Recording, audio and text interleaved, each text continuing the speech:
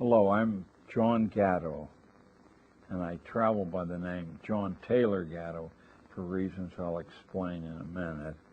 I was a New York City public school teacher for 30 years, and I resigned from school teaching on the op-ed page of the Wall Street Journal in 1991. And since that time, I've traveled 1.5 million miles in all 50 states and 8 foreign countries, trying to arrest the career of the institution of government schooling. One of the really useful pieces of research that I've engaged in for the past 11 or 12 years is studying the 18 or 20 elite private boarding schools that set the tone for approximately 300 such schools and produce a substantial chunk of our national leadership.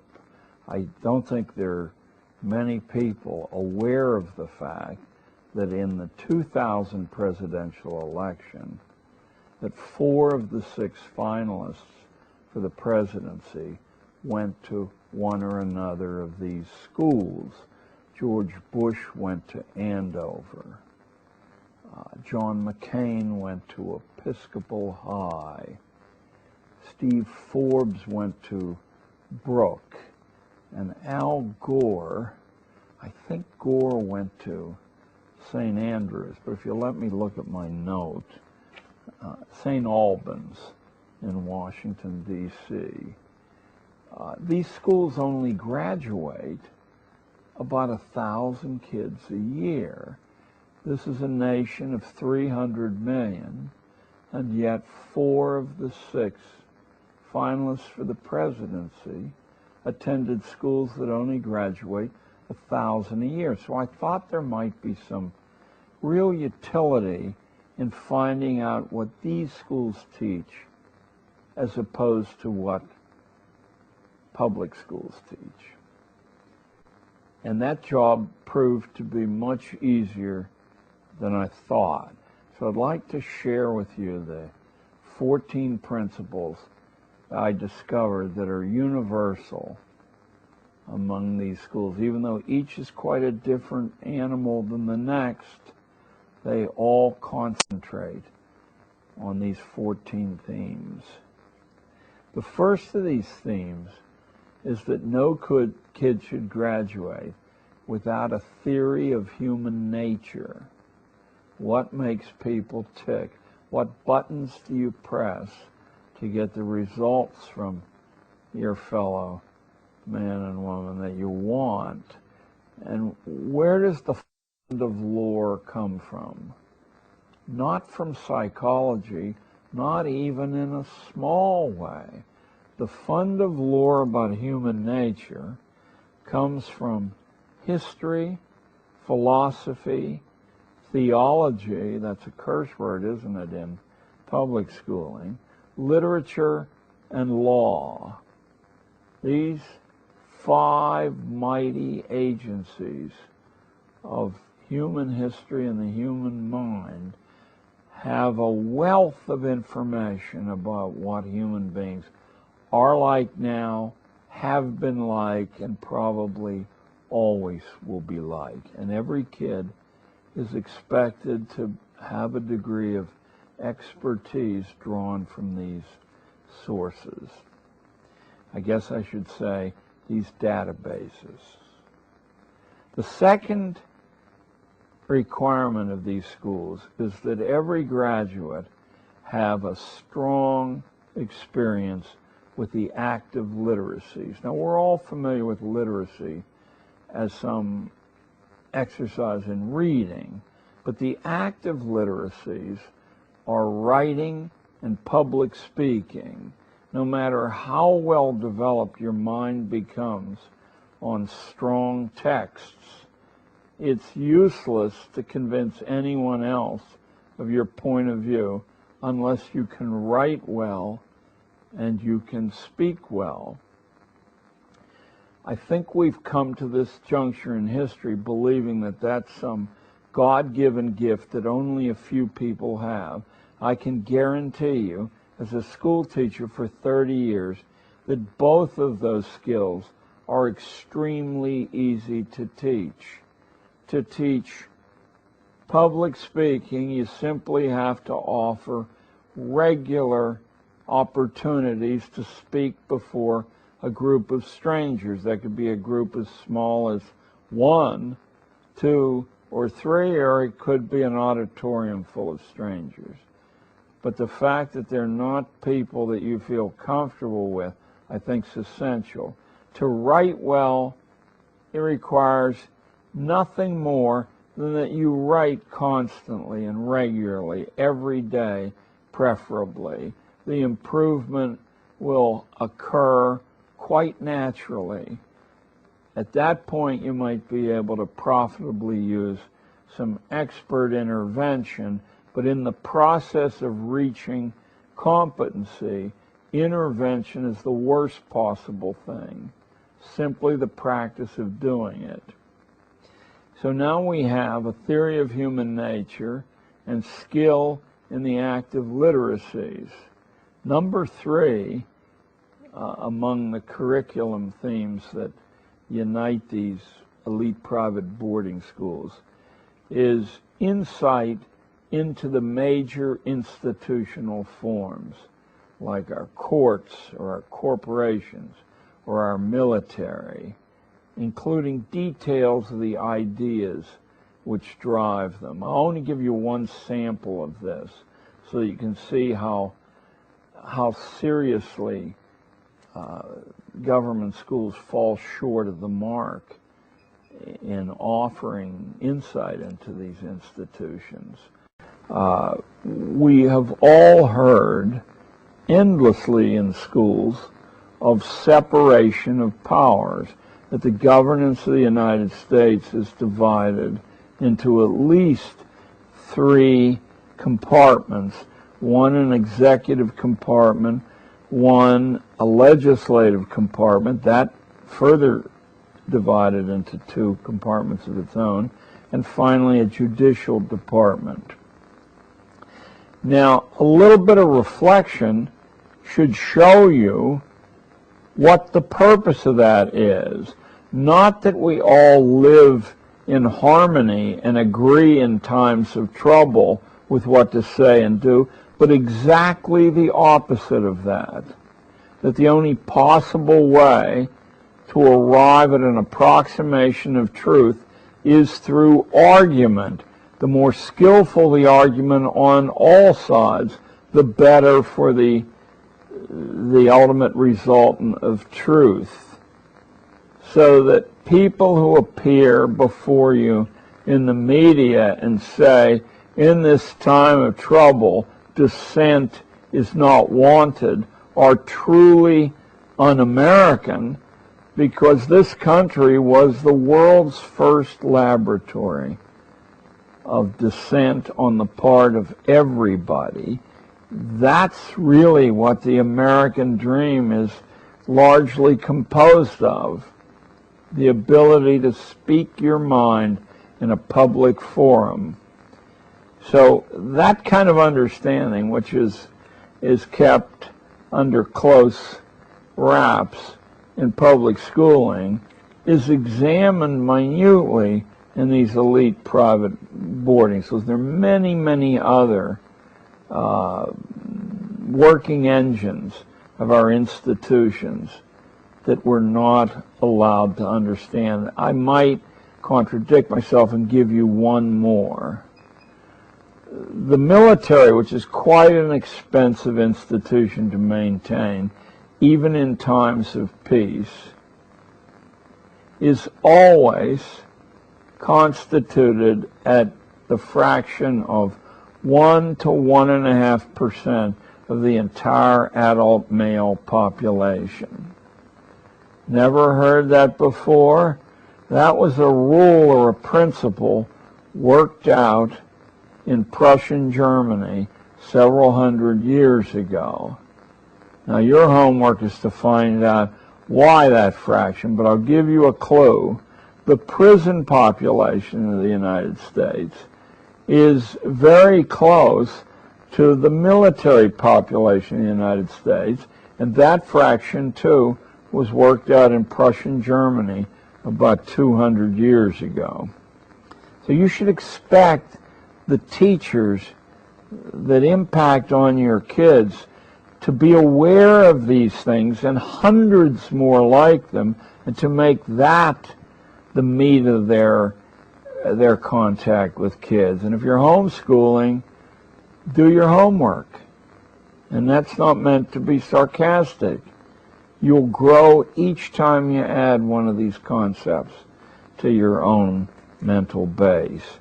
The fourth thing that private schools do, or elite private boarding schools do, that public schools hardly touch, are the repeated exercises in the forms of good manners and politeness, based on the utter truth that politeness and civility is the foundation of all future relationships, all future alliances, access to places that you might want to go there.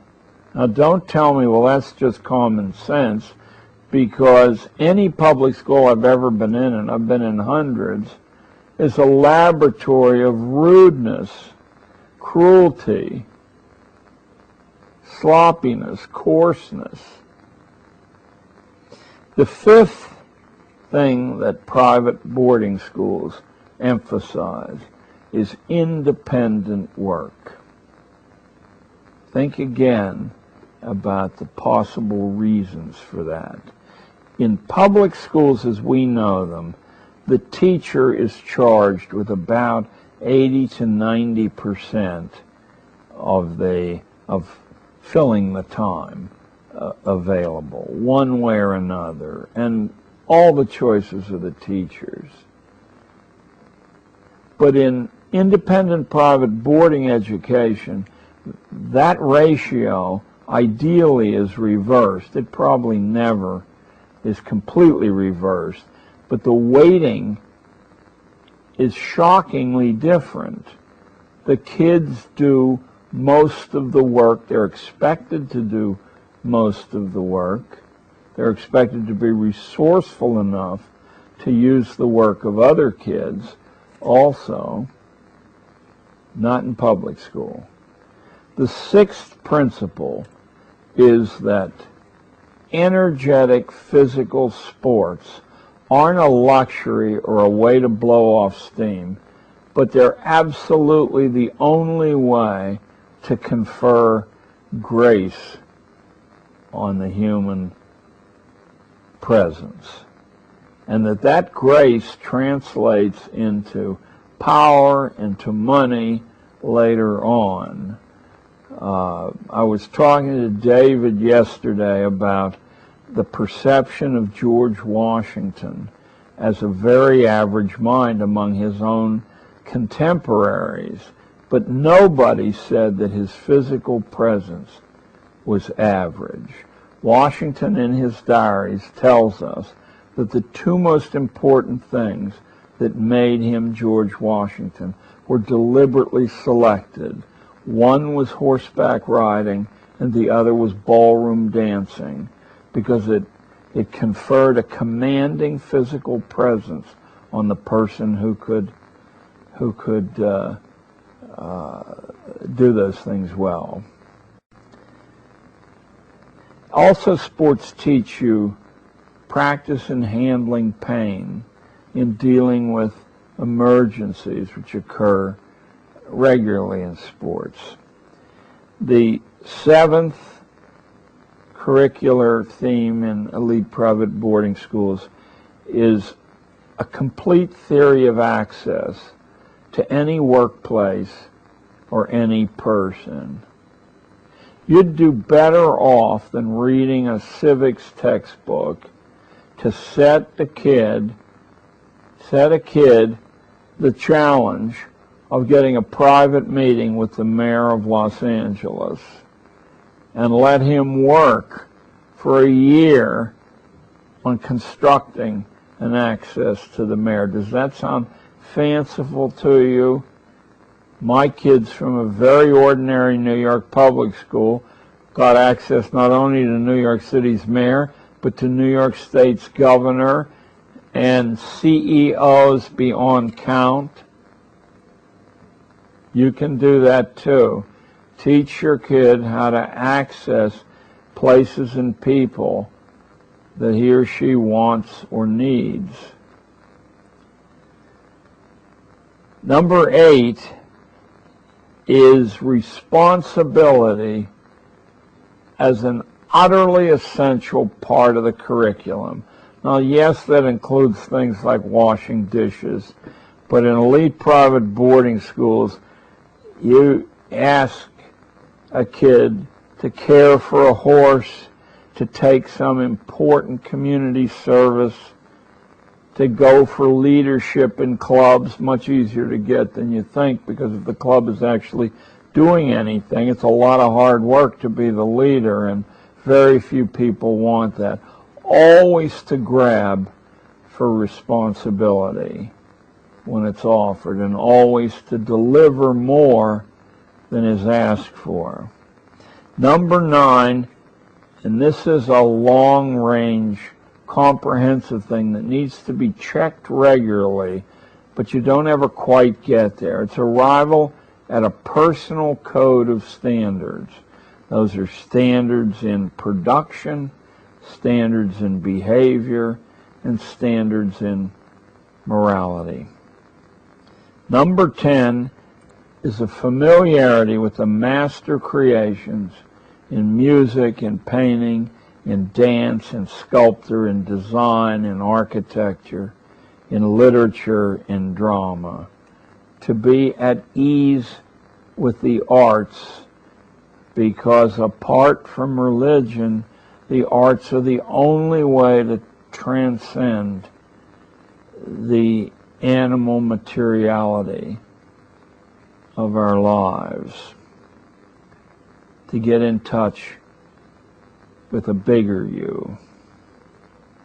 Number 11 is the power of accurate observation and recording.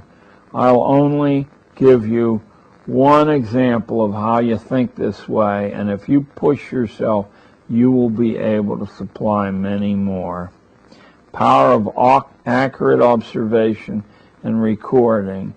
It used to be an axiom among the British upper classes that if you could not draw what you saw with your eye, then you in fact were not seeing what was there.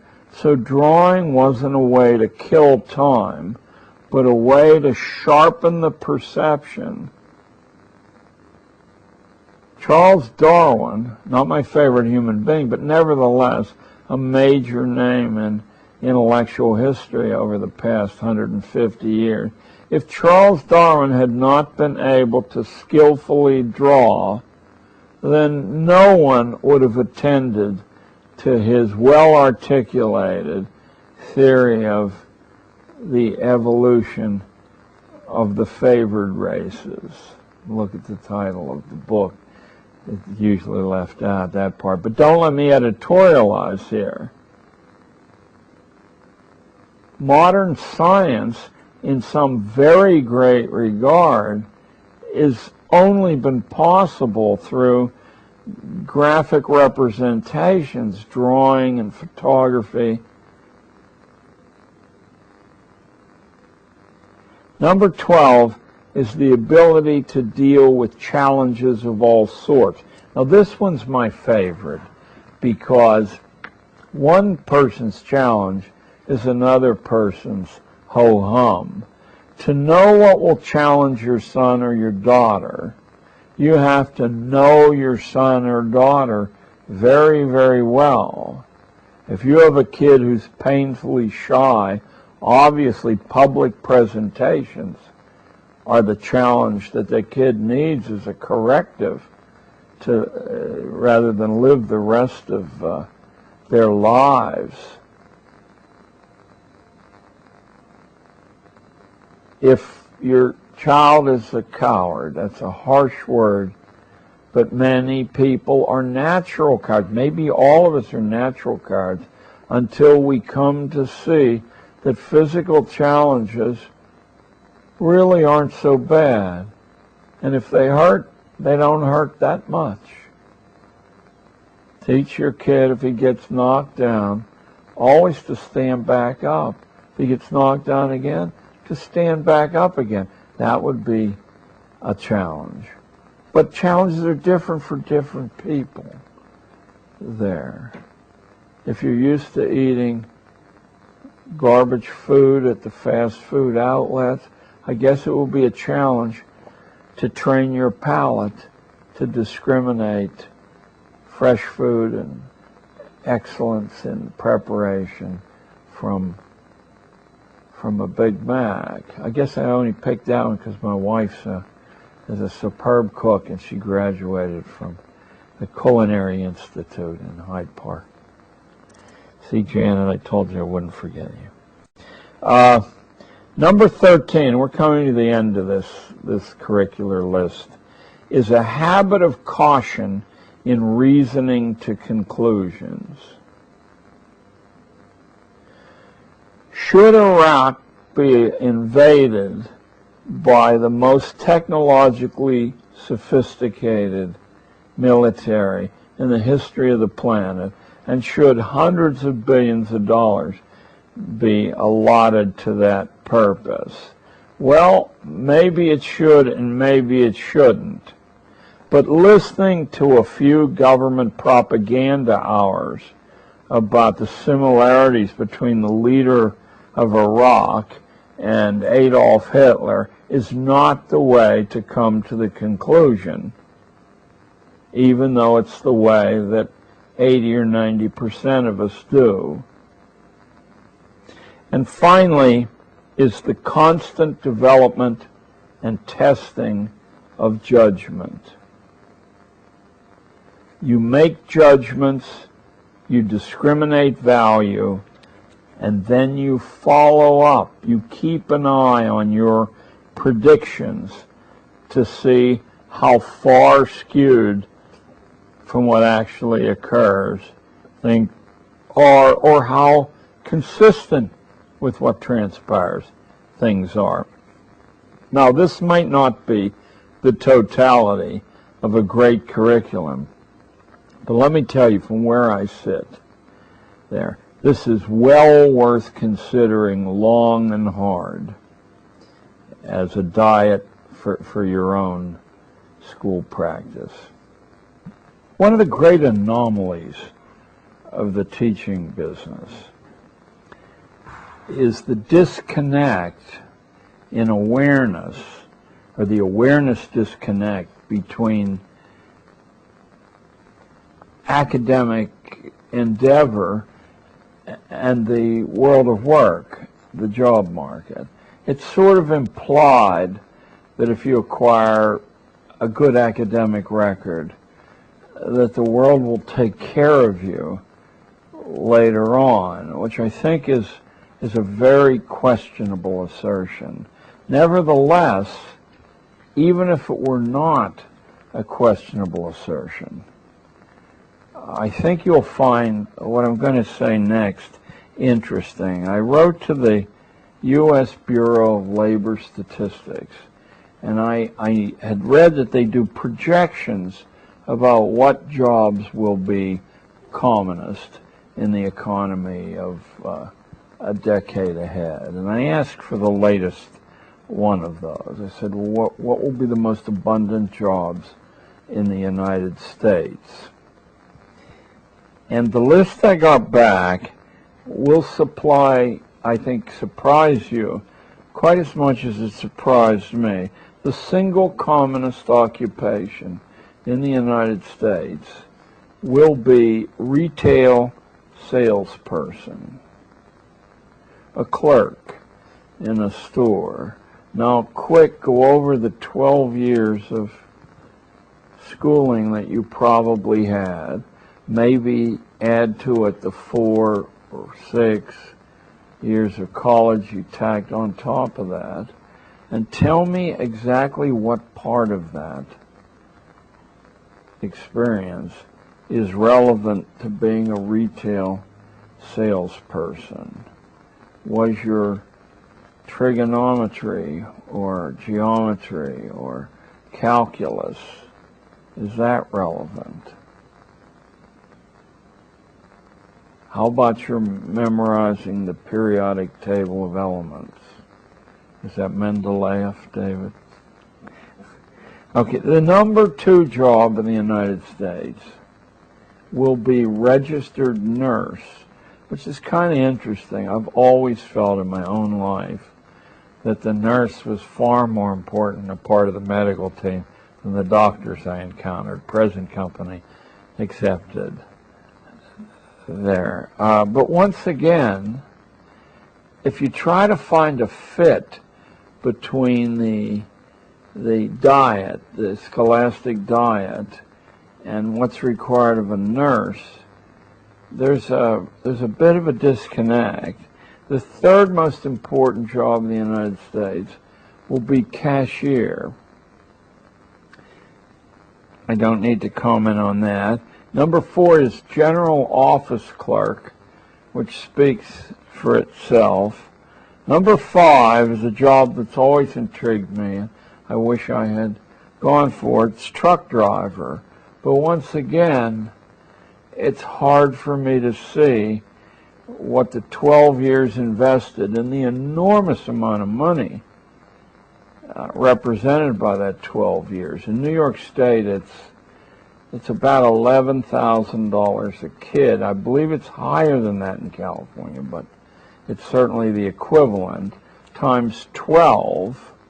If we took that sum and invested it in kindergarten in the kid's name and some canny investments, maybe real estate, which has been a great investment, I think maybe when after 12 years that could be spent fishing or panning for gold, we could hand the kid $1 million or so and say, now go get yourself an education somewhere. There's a gigantic part of the gross national product invested in this form of training. There has to be some reasonable theory of applicability to the functions that the national economy requires. The 6th most common job in the United States will be managers. The 7th, janitors, cleaners, and domestic servants. The 8th, nurses' aides, orderlies, and general attendants, ward attendants.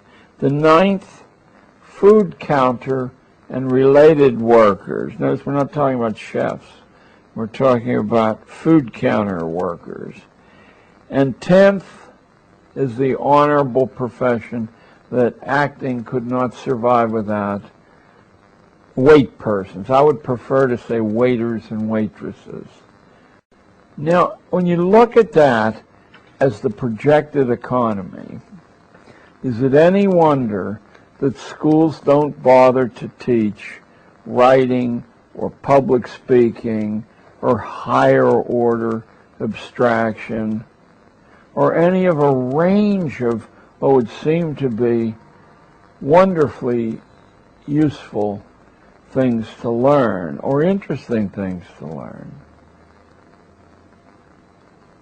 Because we don't want to upset the apple cart with our waiters and food counter workers or our truck drivers and cashiers. This is the reality of the economy we have. It's true that if you live in some protected enclaves in the United States, it doesn't seem to be the reality. It's a struggle between deciding to be an engineer or an agency head or a doctor or a lawyer.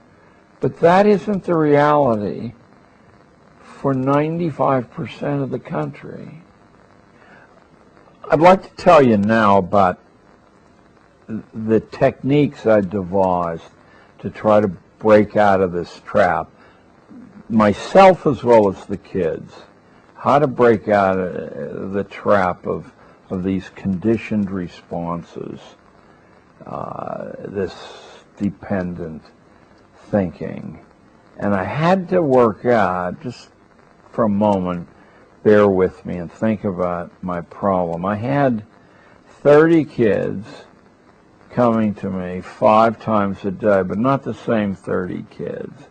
So now there are 150 lives I impinge on for about 45 minutes a day. And then these kids, for no rational reason other than that the scheduler would go mad, go from science to gym, or from studying history to studying poetry.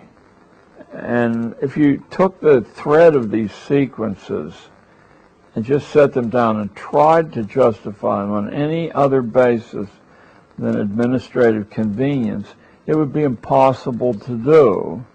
The law says they have to be there 6 hours. You can kill 45 minutes of that time with lunch.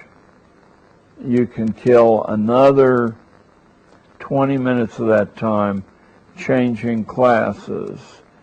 Now you've still got about 5 hours. And what are you going to do with it? The way we judge each other in the school business is whether it looks like we're doing something worthwhile with it. That means that the kids are in their seat, or wiggling their hands in the air, or copying notes off a board. Absolutely no one anywhere has any idea whether the quality is transpiring in that time. If you wear a 3-piece blue pinstripe suit and a nice chalet tie, you just automatically assume to be in league with the professoriate or something. Anyway, I had to figure out ways.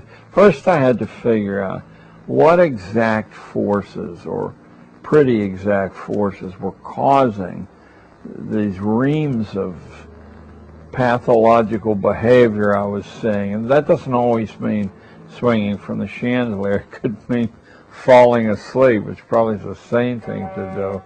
But not falling asleep in such a way that the leader of the class sees you, because that's such a gruesome insult that usually vengeance is called for there.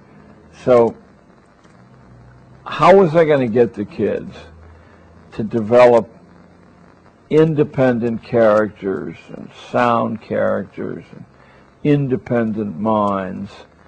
So I began to work with the mechanical possibilities.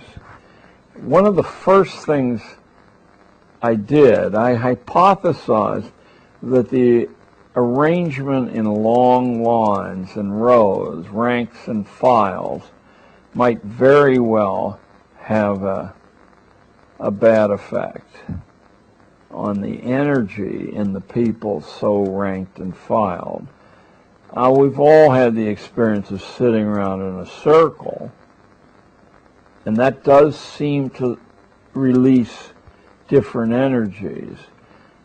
But I began to experiment with the variety of ways that I could arrange the classroom furniture so as to produce, hopefully, a different kind of psychic resultant, that the kids would be more into things, that they'd be broken away from their mental fantasies of a Big Mac or McDonald's or the porno on the internet, and could join in the collective consideration of an idea there. And I came up with about 12, which I won't bore you with going through 1, 2, 3, 4, 5. If you just take 30 little squares of paper and you put it in a confined rectangle, you could get some of the ideas right away, and eventually you'd come up with all the ones I did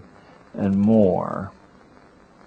But those would include simply stacking all the furniture in the back of the room and not allowing its use, so that you had to crawl or lay on the floor or sit on the floor.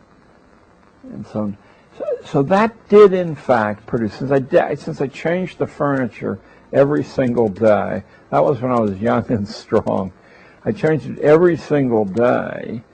I found that in a very short time, several weeks, the classes were coming into my room, and they were absolutely expecting. They were more alive and alert than I had ever experienced in my own time.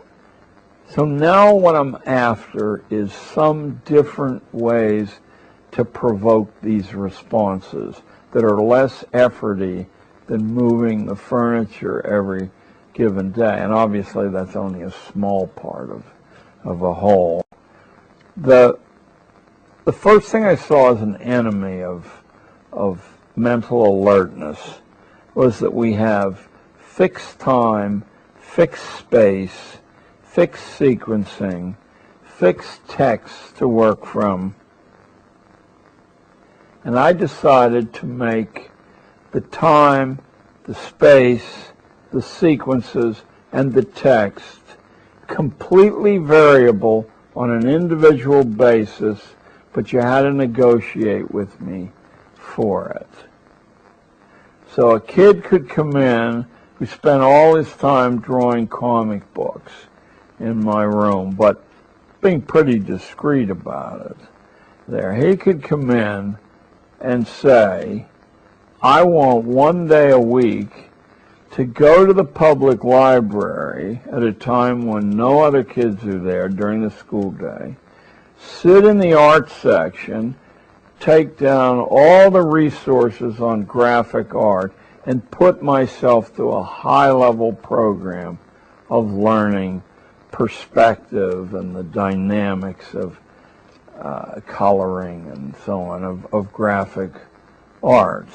He would have changed the sequencing, the space, the time, and the text selection of his school day. And that was one of the projects that I allowed. I had a standing offer that anyone who wanted to, who was deeply engaged in a piece of work in my room, that I would find space for them, if they chose, to continue on that work until it was finished or until they were much further along, rather than being picked up at the sound of a bell and dropped in a gym class or an art class or a science class or any other class at all, that they could finish what they started. So that was one of the methods that, with great success and a lot of political maneuvering, that I introduced into my classes. Another thing that I inserted about midway in my teaching career is that I would create a project, but I would disperse my kids anywhere in New York City that they chose to go in order to complete that project. If you're a fan of Peter Drucker's management books, this would be Drucker's invention of managing by objectives. The executive selects the goal to be approached and reached, but he does not survey any of the methods at all. He simply says, today we're here, tomorrow we want to be there, get there any way that you can. So some of those things, to give you some examples, one that was outrageously successful was recall that my kids were 13 years old, and I said, in 5 years, which is 1,825 days, some of you go off to college, and some of you go off to a job, but all of you are going to have to find a place to live unless you want to hang out at home, which not many of you will want to do. So you're going to get an empty space, and you're going to have to convert it very quickly, all by yourself with no prior experience, into some reasonable approximation of a home so that you won't be ashamed to have friends in or a girlfriend over for dinner or whatever. So what you need to do is not only find out what the objects required for that are, the functional ones and then the ones that you would add to realize your personality, but you're going to have to find out approximately what their prices are going to be. Then you're going to total the amount of that, and you're going to find yourself facing a whopping bill that very few of you could conceivably hope to reach. But rather than me telling you what it is, go anywhere in New York City. I'm going to give you a 2.5-room apartment, and you'll be lucky in New York City to get a 2.5-room apartment. You're probably talking at the cheapest $1,500 a month rent, and probably more like $2,000 a month rent. Well, that's $24,000 a year. To get $24,000 after taxes, you have to make, I don't know, $32,000, and then of course you have to eat and clothe yourself and get around. So these project-based assignments led to very complex personal decisions, and they also led to a very commonsensical, useful project. In this case, each kid would have a floor plan of an apartment, and I made it as realistic as possible by cutting floor plans of apartments out of the Sunday newspaper real estate sections, and then I would ask them to construct little colored paste-ons for chairs, for sofas, or for whatever else they wanted in the apartment, and they were to submit that to me with an itemized bill and a total sum, including sales tax, that they would require. What we quickly were able to come to the conclusion is that in most of my classes, nobody could do that. I then said, but you will have to do something like that, so you're going to have to be resourceful and figure out how the millions of people turned loose on the work market every year manage to do that. It's true some stay at home for a few years, and it's true that some get a helping hand from their parents, but it's also true that a whole lot of people can't get help from their parents because the help isn't possible. So what are some of the other solutions? Teaming up so that 3 people share the same space cuts the costs considerably for each individual. That's certainly one thing. Improvising the furnishings or scavenging discarded but still useful things from, not just from dumpsters, but from people who constantly in a commercial economy like this one are ridding themselves of perfectly useful furnishings, air conditioners, you name it, someone is throwing it away at any given time, or virtually throwing it away by selling it for pennies on the dollar. And there are regular sales organs. Now some of them are on the internet, but they're regular paper sales organs that collect these things. As I was driving up to David's today, I passed 3 lawn sales, and I quickly spotted, if I weren't 3,000 miles away, a couple of pieces of furniture that I'll bet I could have walked away for 10 or 20 bucks with, that I would be happy to have back in New York. It's just that the airplane might not be happy to provide carriage for it. There are other projects besides this that were really outrageously successful. One of them was, this was a private one, was analyzing the characteristics of publicly accessible swimming pools. I had a girl who was interested in nothing except becoming an Olympic swimmer. Nothing at all. She had no interest in any schoolwork at all. But I said, what are the best public pools in New York City? The 5 boroughs. I mean, it's 300 square miles. And she said she didn't know. And I said, well, as a swimmer, how would you determine whether a pool was excellent or good or mediocre or bad? And what are the characteristics you'd spot? And she was able to name 6 or 7 of them. And I said, well, suppose you take this checklist that you created and you spend the next couple of months going from swimming pool to swimming pool, creating a consumer's guide to public swimming pools in New York City. I said, I would be certain that there would be local magazines interested in paying you to print that. Maybe even a little guide that could be sold on bookstalls there. So that was outrageously successful for one person. One of the things that everyone liked to do was to shadow either their father or their mother, or occasionally an uncle or an older brother or sister at work. Shadowing means you don't say anything. You travel around with that person and you log exactly what that person is doing. Made 10 phone calls between 9 a.m. and noon.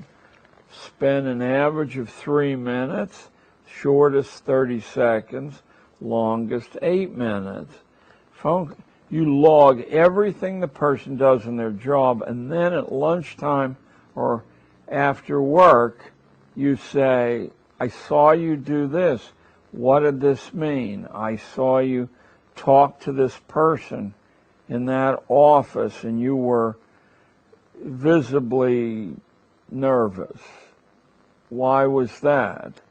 I learned how to do shadowing from going to the Department of Labor's 2-volume job dictionary, which is in every public library in the United States, and either in the front or the back. It's been so many years, I don't remember. There are pages and pages on how these job descriptions are created. The job dictionary will list every job that you can conceivably imagine and its performance characteristics, its access. It's the kind of book that libraries buy and probably no one ever reads, you know, to their loss, I think.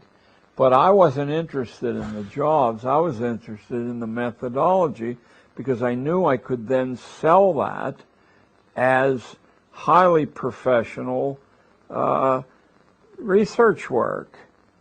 And we did that. We created a talking job dictionary every year. There were about 5 years when my interest was high enough to do this project.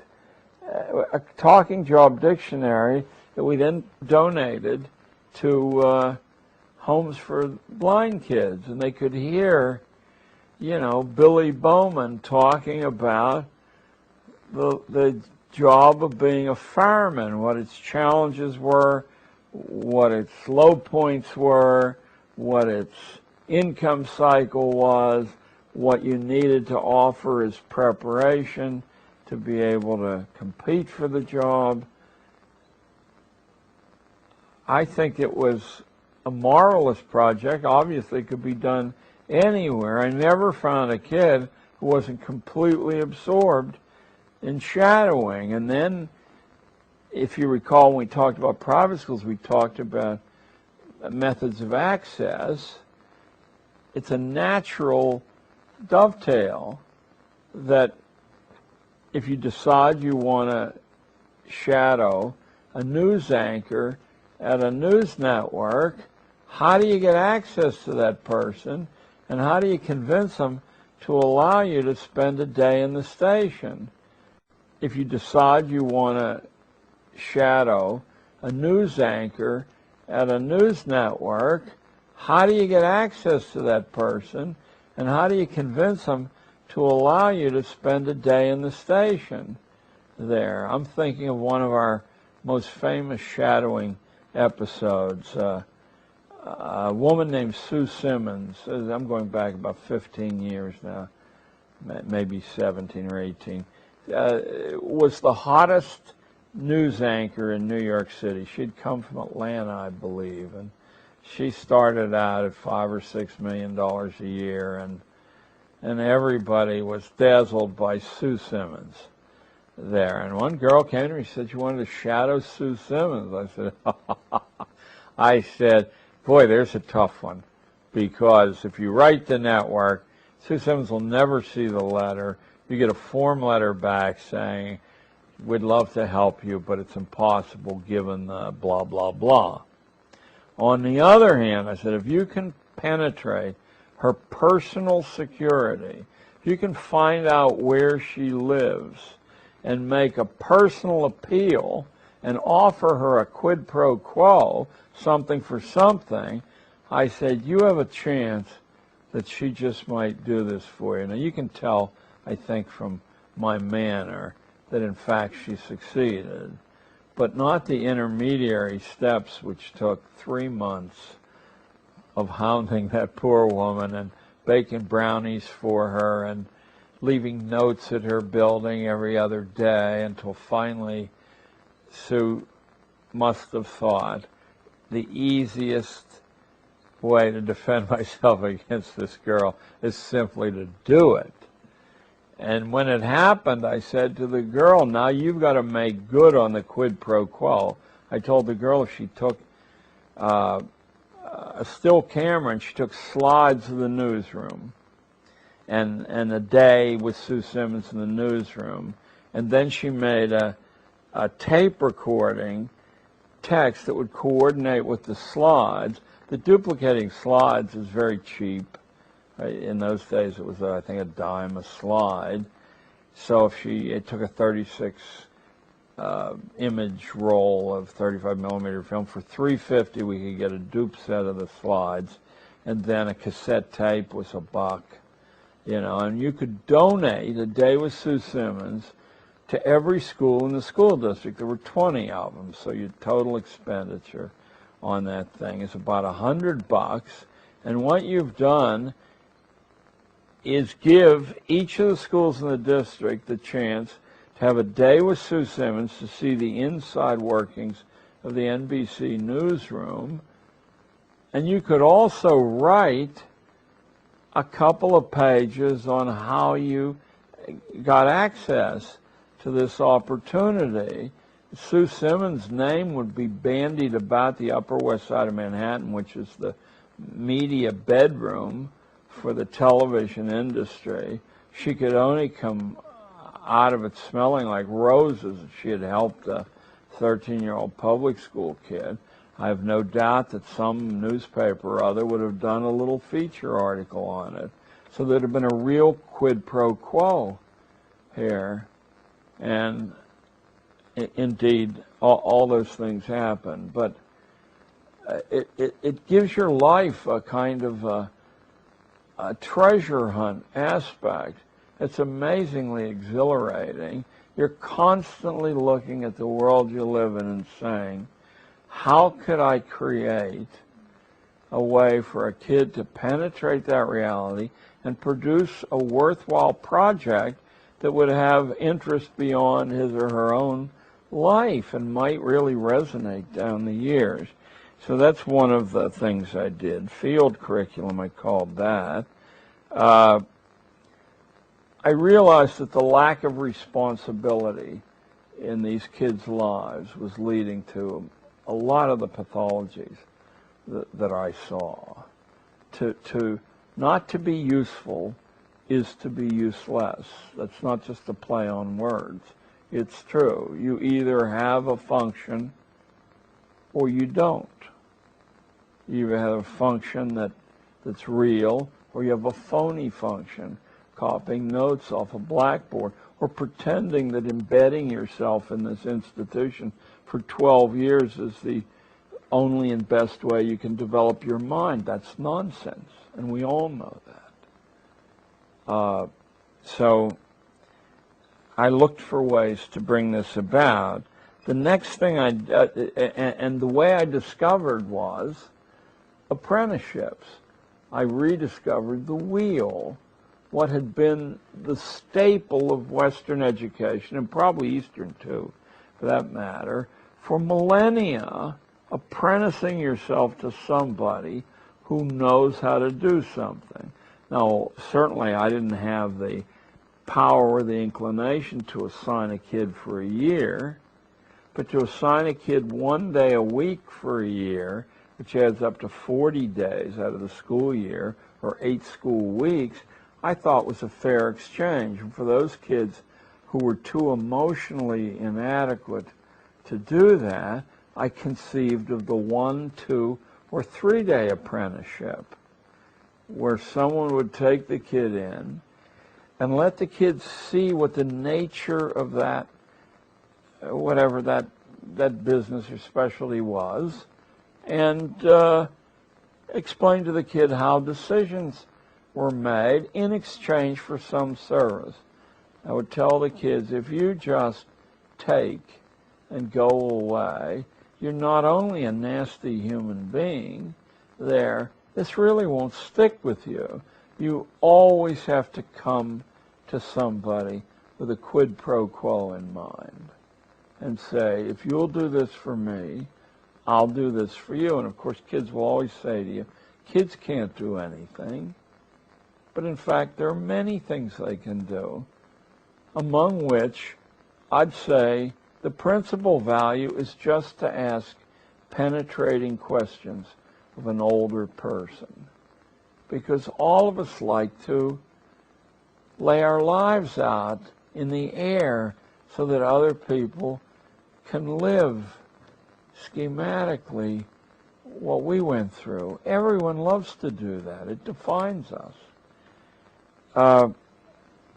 The next thing I did, but only for a few kids, maybe 5 a year, because it's much more difficult than an apprenticeship. You'll find that getting a short-term apprenticeship is very, very easy to do, much easier than you imagine. But getting a mentorship where there's like a family exchange, like someone steps in as a godfather or something, and for regular times each week, there's a intense personal relationship. These are much, much harder because the person committing to them will be aware that this isn't just something I can do with my left hand. Like to get an apprenticeship with an auto mechanic, basically it's just to let the kid lean over the hood and see all these wonderful things being manipulated, and then the guy says, and this is this, and then you go on. But to open yourself the way a mentorship but it's worth trying, because those are transformational experiences.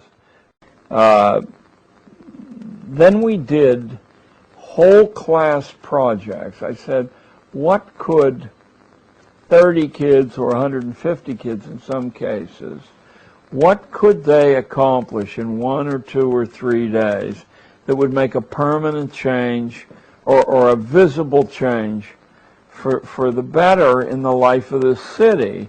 Notice here what we're really talking about is a sine qua non of citizenship. You have to take an active role in the community. That's what defines a citizen. So some of those were turning vacant lots into gardens. That's an old classic and it never wears out. Putting on shows or plays or variety shows for old age homes and for children's wards in hospitals and for veterans wards at veterans hospitals. The real trick is finding an audience. Kids are natural performers. They're natural hams. They love to do it, and they learn a great deal about ensemble work, about how to make your part integrate with everyone else's part, including the lighting person and the costume person, the direction. Those are wonderful things to do. I would at any given time have 2 variety show teams traveling through New York City, and anything, banks, other schools, old age homes, were grist for our mill, because any audience works for a set of performers who need to be immune to the audience, don't they? I mean, they can't say, oh, I don't want to play before those people. Whoever buys a ticket is the audience. Can't predict that. But you do need an audience, or you can't really grow beyond a preliminary point in learning this wonderful magical skill of becoming somebody else. There. So we started a food co-op every year. We found out where the wholesale market was. There will be one in, wait a minute, I'm in Pasadena. There's a wholesale market around here somewhere where all the restaurants and food markets go early in the morning, like 3 a.m. or 4 a.m. or 2 a.m., and they buy whatever they're going to use in their work wholesale, and they bring it back. The people selling that stuff don't care who they sell it to, and with a few exceptions, they don't have one price for Team A and one price for Team B. These trucks come in and out of the city all night long, and somewhere around here is the wholesale market. Find out where it is, take your kid there, buy a quantity that'll set up a little stand. And the way we did it was we took orders through all the classes in the school ahead of time, and then what was left over we set out on the main desk in the front office at 3 o'clock. Let me tell you, there was never anything left, ever, not one piece left.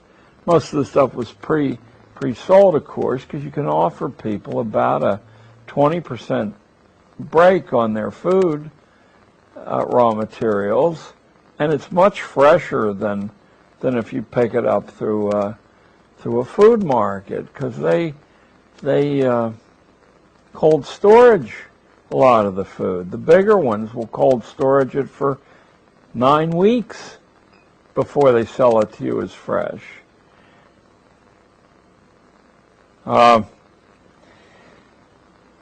I insisted on substantial community service 1 day a week, and that almost invariably was alone.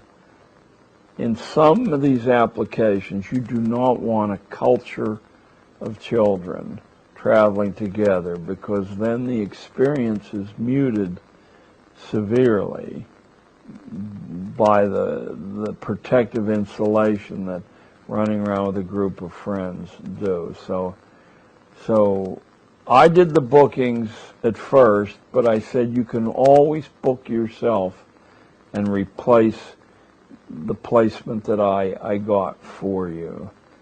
So my kids 1 day a week would be scattered all over the 300 square miles of New York City.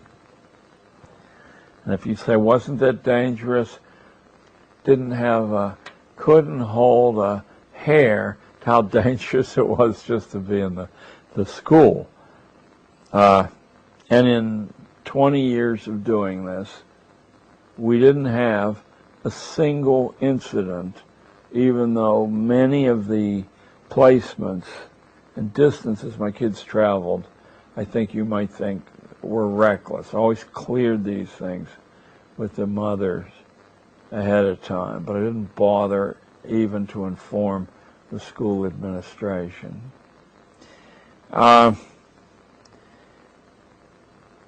Parent partnerships on school time.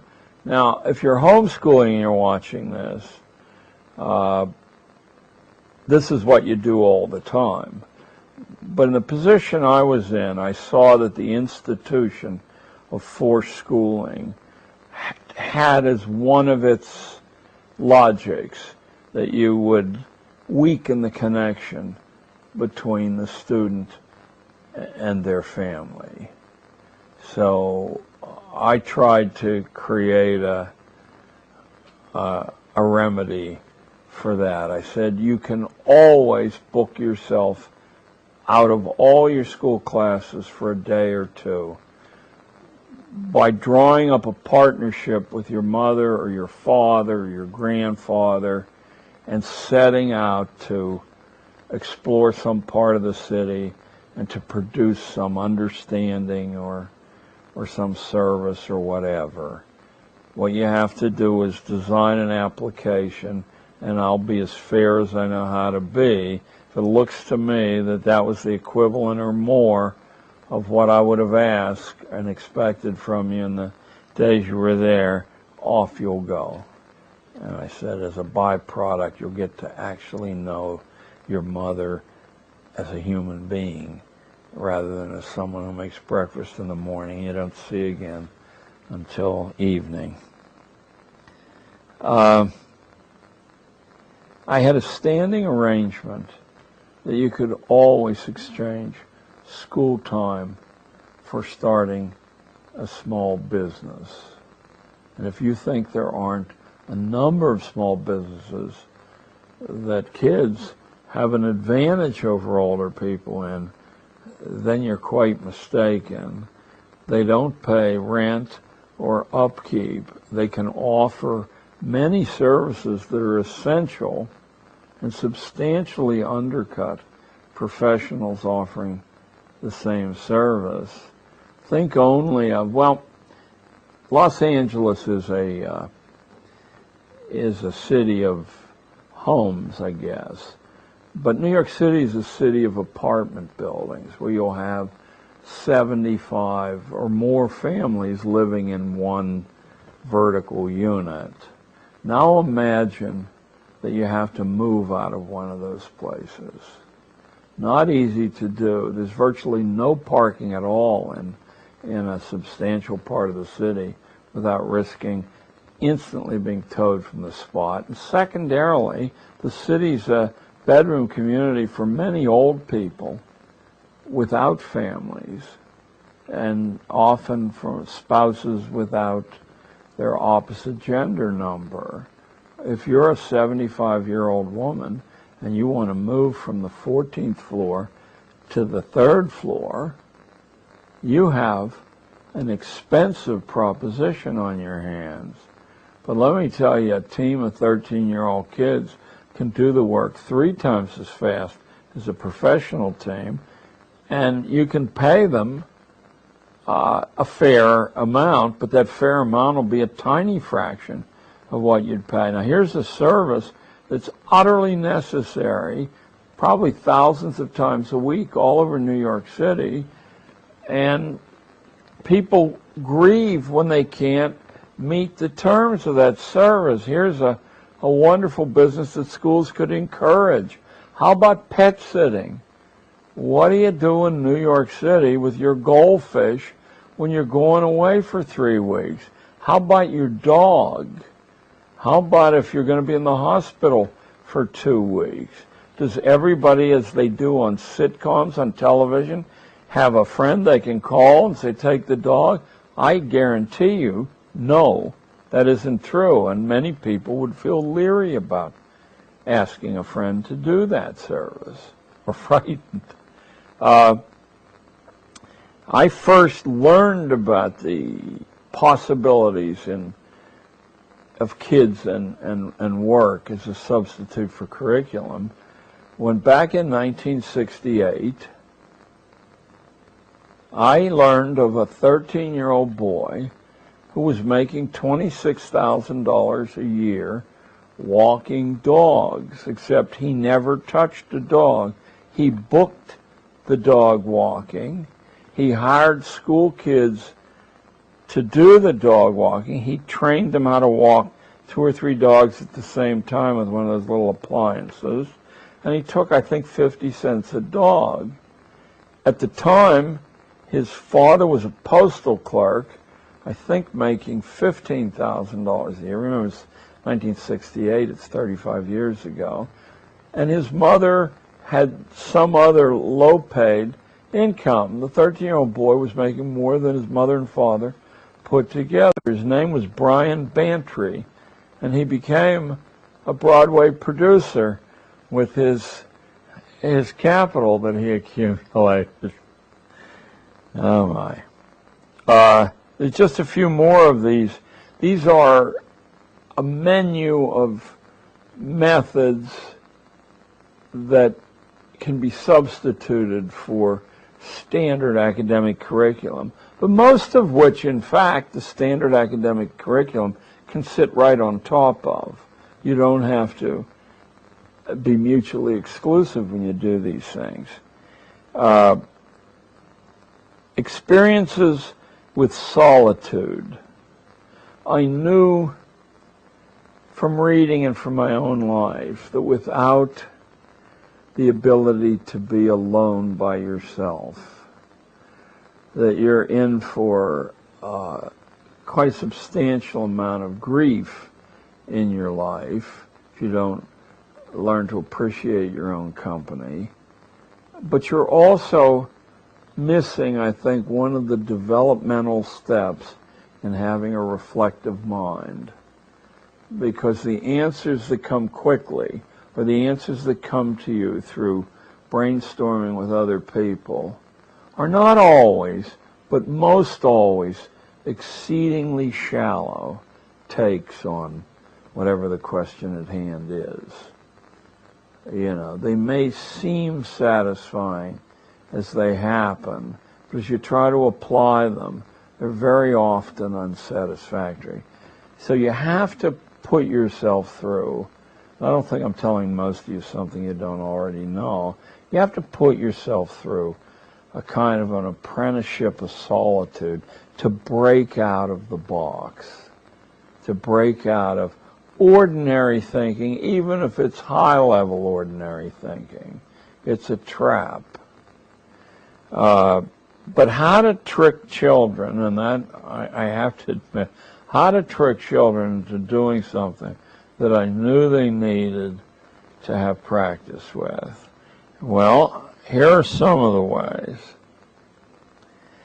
There's a reservoir system around New York City that goes from, 10 or 15 miles away from the city to really 150 miles from the city, that supplies the water through an elaborate system of aqueducts and tunnels.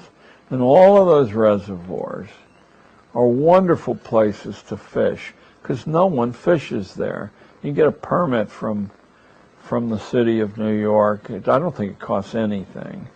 And you can fish in any of these reservoirs. I had a standing offer that anybody could take the day off and go fishing if they went alone, and that I had maps on the walls of where to go, and another day to get down to City Hall and get a permit to go fishing. When I used to do that, it was just pro forma. You know, you filled out some form and they handed you a permit to fish in the reservoirs. Huge fish because nobody fishes there. And the reservoirs around New York City are enormous. I mean, there'll be 5,000-acre lakes and impoundments that are 10, 15, 20 miles long. So they're real lakes. That's one way. taking a hike. You want to get down to City Hall and try to get in and see the mayor, or just watch the city council, which is a slam dunk. You can just do that. Okay with me. You got to walk from my school to City Hall was about 10 miles. If that seems like an inordinately long walk to you, then welcome, I guess, to the 20th and 21st century. That would be a jaunt historically for people who wanted to get around. We've lost the use of our legs, and we've certainly lost, I think, the confidence that if you just put one foot in front of another, sooner or later you'd be in California. And not that much later. So that's another way I arrange solitude. You could always go anywhere in the city and map a future place that someone might want to visit. You could go to the court area and map the location of the courts and the entrances and so on. Or you could go up to Columbia University and create a map of that campus that a kid could use with a little bit of acting ability to just walk on and live as a college student. We never got picked up doing that, and there must not have been a day when some of my kids weren't sitting in on law school lectures. They're all 13. Did they have any trouble passing as 19 or 20? No. I just told them, don't ever smile. Use a clipboard instead of a notebook. And strike arrogant poses. I said, you'll pass as a college student. The last three things I kept as colors on the palette, or the last two, were utterly independent study, not where I participated in the creation of a menu of alternatives, but where the kid from start to finish conceived the expedition and conceived the way to judge it. And finally, experience in how to kill time. I call it improvisational play. You got 3 hours to wait for your job interview. You're out on the winter beach at Coney Island. There's nobody else there, but there are waves, there are birds, there's sand as far as the eye can see, and no people. You know, how do you fill these bits of time? Because you're always afraid of. You see this as a cousin to solitude. If you're always afraid of doing these things by yourself, then you've become lifelong dependent. You're one of those people who can't be seen on the street without a cell phone, and I would cheerfully murder you if I thought I could get away with it. Okay, those are the 12 action themes of what I call the guerrilla curriculum. If you would like to operate as a guerrilla inside or underneath the radar of the government system, these are 12 ways to do it.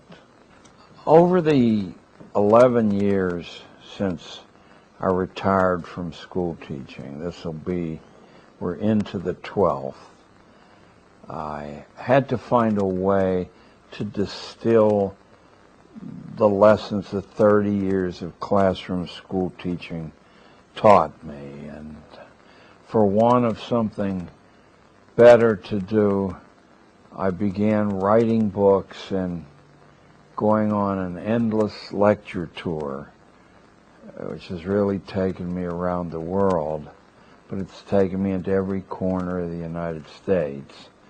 The books that I've written during that time are all still in print, and they're available at my website, which I believe I told you was my name with the 3 W's and .com, or they're actually available from Barnes & Noble, but I'll sign them if you order them from the website.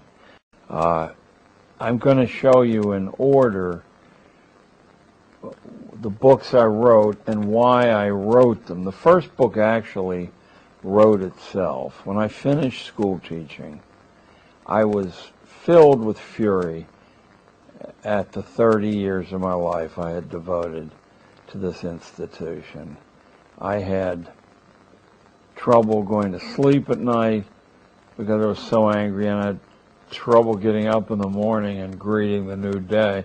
I woke up angry and I went to bed angry at night. So I thought I'd discharge some of this anger by trying to catch lightning in a bottle, trying to make the experience of 30 years fit into an essay called The Psychopathic School, in which I described the pathologies I thought grew out of this kind of confinement experience.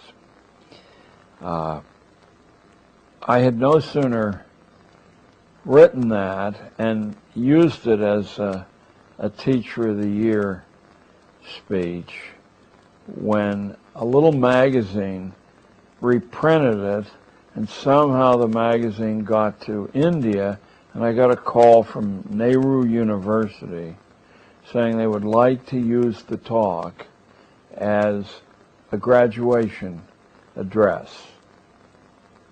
And furthermore, they'd like to publish the talk as a little book, a chapbook, but that it was kind of skimpy to fill a whole book. Did I have a few other essays that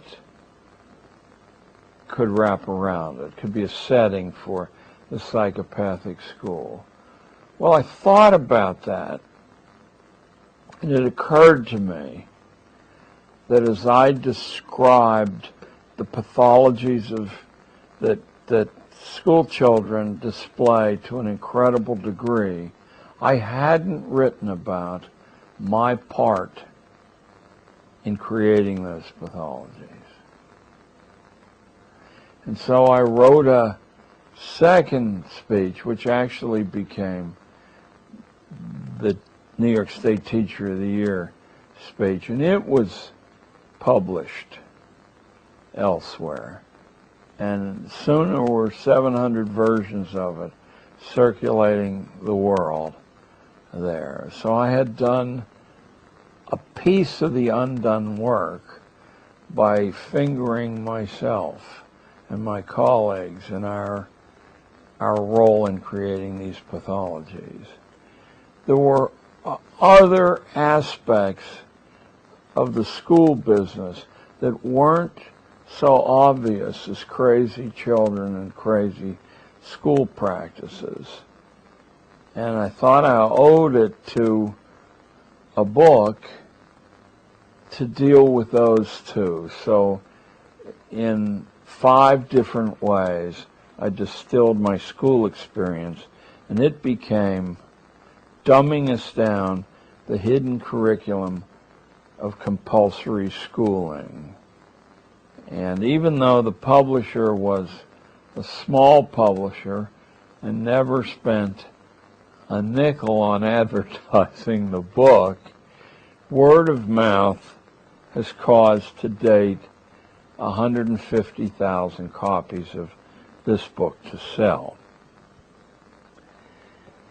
The second book, The Exhausted School, and here you see me when I was a little bit lighter in weight in 1991, in white tie and tails, the only occasion for me ever to wear white tie and tails in my life. I've worn a tux a number of times.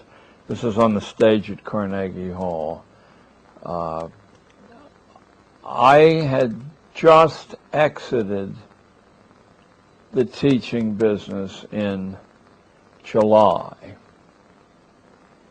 and I wanted some way to make a public mark, sort of to draw my toe in the sand in some public arena and throw down a gauntlet to the school business. Now, it's bizarre to think of a junior high school teacher renting Carnegie Hall in New York City to do that, but I knew if the venue wasn't celebrated, I sure wasn't celebrated. So there wasn't much likelihood of this gauntlet ever being picked up and examined. Fortunately, some of my former students came up with the money to hire Carnegie Hall. If you're ever planning to do that, I want you to know that it's the most heavily unionized concert hall, I'm sure, in the world. There are thousands of pages of union regulations. If you go 60 seconds over the limit of your performance, you owe $15,000 more. If you want a piano on the stage to play a number, that's $6,000. We did pay that, and we had Mozart as the backdrop as the audience came in and during the intermission at the end as they went out. I said, as long as I'm going to get into a monkey suit, white tie tails, I may as well go whole hog. And anyway, it wasn't my money. Isn't that a school teacher for you? The Exhausted School wasn't a solo performance at Carnegie Hall. I drew together, I believe, 6 alternatives to institutional schooling that were up and running and were quite successful, and I wanted the audience to see that there were a whole variety of ways to do this education thing. So my own words are about 1/3 of this book, and the remaining 2/3 come from the Holt people in Boston and from the Waldorf people from their training college in upstate New York, and from other examples of a different way to do this thing. The 3rd book I wrote also wrote itself. This is an assemblage of speeches I made between 1992 and 1999, each one of which attempts to examine some aspect of this wacky institution. Now, every piece of this will resonate with some part of your consciousness if you went to public school. In other words, my goal is not to tell you things that you don't know in this book. It's in fact to have you ask yourself, I've known this for years, why haven't I done something about it? I hope someday to combine dumbing us down and a different kind of teacher and have a book-sized book. The last book took 10 years to write. I began it slowly in 1991, and by 1993, I was working around the clock, 7 days a week, January the 1st to December 31st. It was the principal activity of my life, the underground history of American education, which is 310,000 words long, and in fact at one time was 600,000 words long. When I looked at this pile of typescript pages, I said, nobody is going to work their way through this book. So I picked out hunks of it and threw it away. But the 310,000 words that remain constitute a mosaic that adds up to an explanation of all the inexplicable aspects of schooling, from standardized testing to grading to a trivialized curriculum, and on and on. I worked 10 years of digging, at least 2,500 books, read many, many, many hundreds of interviews, lots of reflection. It's a full-time job of 10 years. And oddly enough, I'm still working at it. The next edition should be out in 60 days. It probably will have the same cover, even though I've purchased different cover art. I don't want to delay bringing this edition out. And the next edition has substantial changes in it, even though this earlier edition and the one that preceded it capture the argument and prosecute it the same way. I simply dug a little bit deeper. Also, I corrected the misspelled words and the bad grammar, which is very embarrassing for an English teacher. So I'd like to read a little bit of the table of contents of this book so you can get some sense of how it differs from the first three were really personal expressions based on the site observations, a bit of research, more than a bit, a fair amount, but it was fresh from the job. This is an old turtle's reflection on the questions these first three books raised. And what I've done in the table of contents is to basically list the main ideas that are in each chapter in an old-fashioned bookish way. That I won't bother you with. But I wrote a little epigraph before each chapter that tries to catch the kernel, the thematic kernel in that chapter. And those, I think, might whet your appetite to work your way through a 310,000-word book. The first chapter is the prologue, and the epigraph for the prologue is, "The shocking possibility that dumb people do not exist in sufficient numbers to warrant the millions of careers devoted to tending them will seem incredible to you. Yet that is the central proposition of my book, that mass dumbness, which justifies official schooling, first had to be dreamed of. It isn't real." First chapter is called The Way It Used to Be, and in that I attempt to reach back into American history and show the contrast between the expectations of young people growing up 200 years ago in this country, not globally, and what we're doing today. And the epigraph for The Way It Used to Be is, "Our official assumptions about the nature of modern childhood are dead wrong.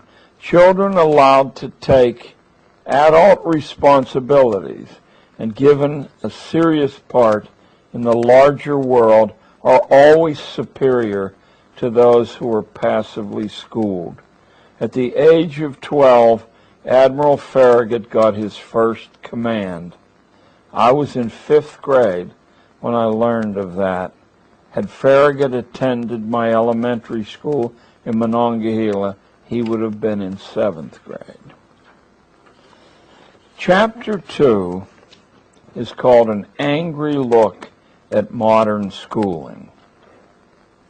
And the epigraph is, "The secret of American schooling is that it doesn't teach the way children learn, and it isn't supposed to.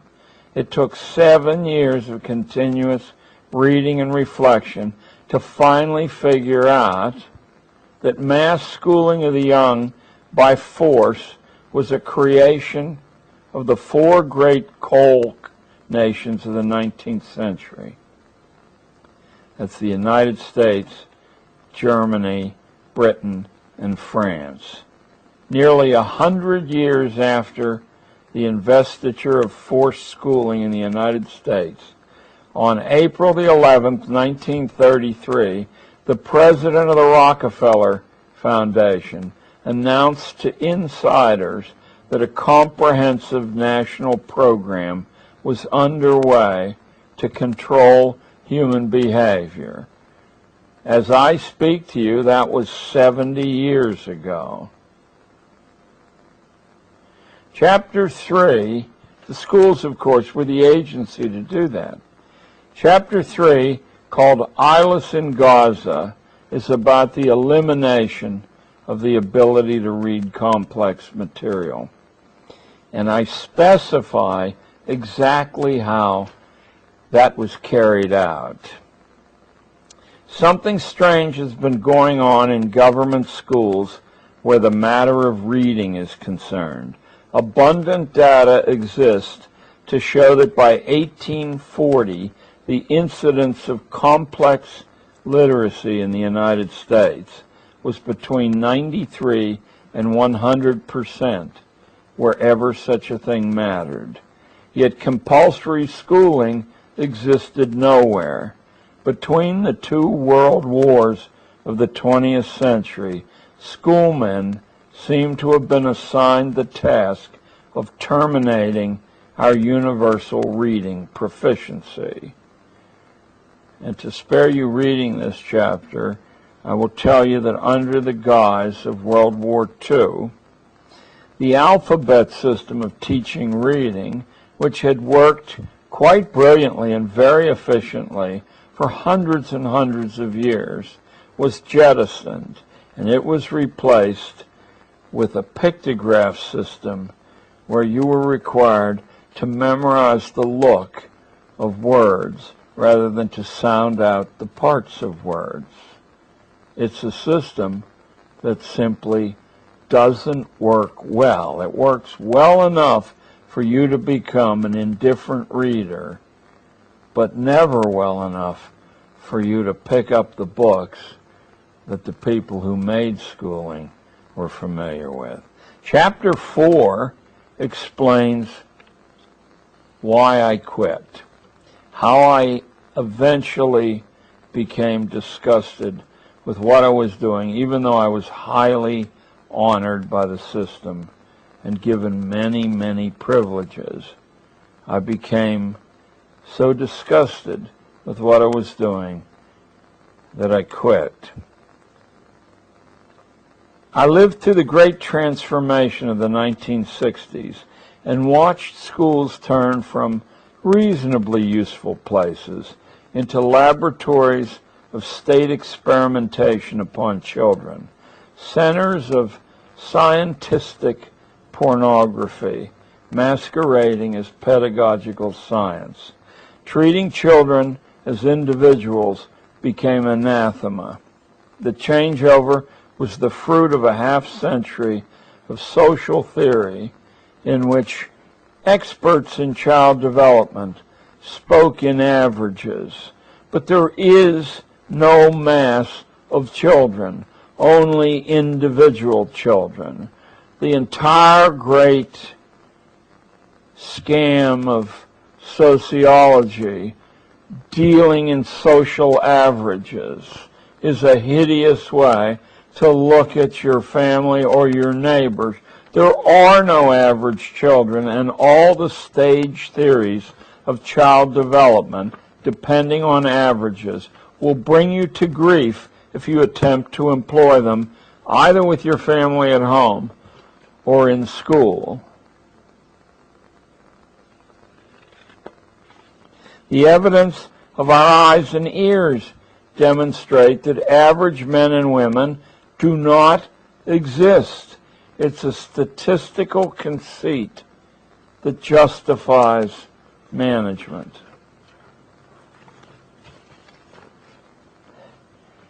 In chapter 5, which is the second part of the book, I try to discover and uncover the foundations of schooling, and also the kind of human temperament that would lead to this fashion of an institution. This chapter is called True Believers in the Unspeakable Chautauqua. I took the locution True Believers from a book by Eric Hoffer, the San Francisco longshoreman who had a vogue in the national eye of about 5 years, in I believe the early 1960s. He wrote these very slim, highly intellectual, and quite freshly thought considerations of American national life. And his last book, and probably his most famous, which has been continuously in print for the last 40 years, is The True Believer. The expression actually comes from St. Augustine in a book about war, I believe. From start to finish, school as we know it is a tale of true believers and how they took the children to a land far away. All of us have a tiny element of true believer in our makeup. You have only to reflect on some of your own wild inner urges and see the lunatic gleam that comes into your own eye on those occasions to begin to understand what happens when obedience to those kinds of impulse are made a permanent condition of management. Chapter 6 goes even deeper into this true belief phenomenon and examines the utopian impulse as it occurred globally, but as it particularly occurred in the United States. In the middle of the 19th century, we had well in excess of 1,000 utopian colonies all over the United States. And just for pure pleasure, I'd urge you to pick up one of the many books available that deal with the different sorts of utopian community, because the experimentation on human nature that was undertaken in those communities was borrowed, it was abstracted and utilized by government agencies.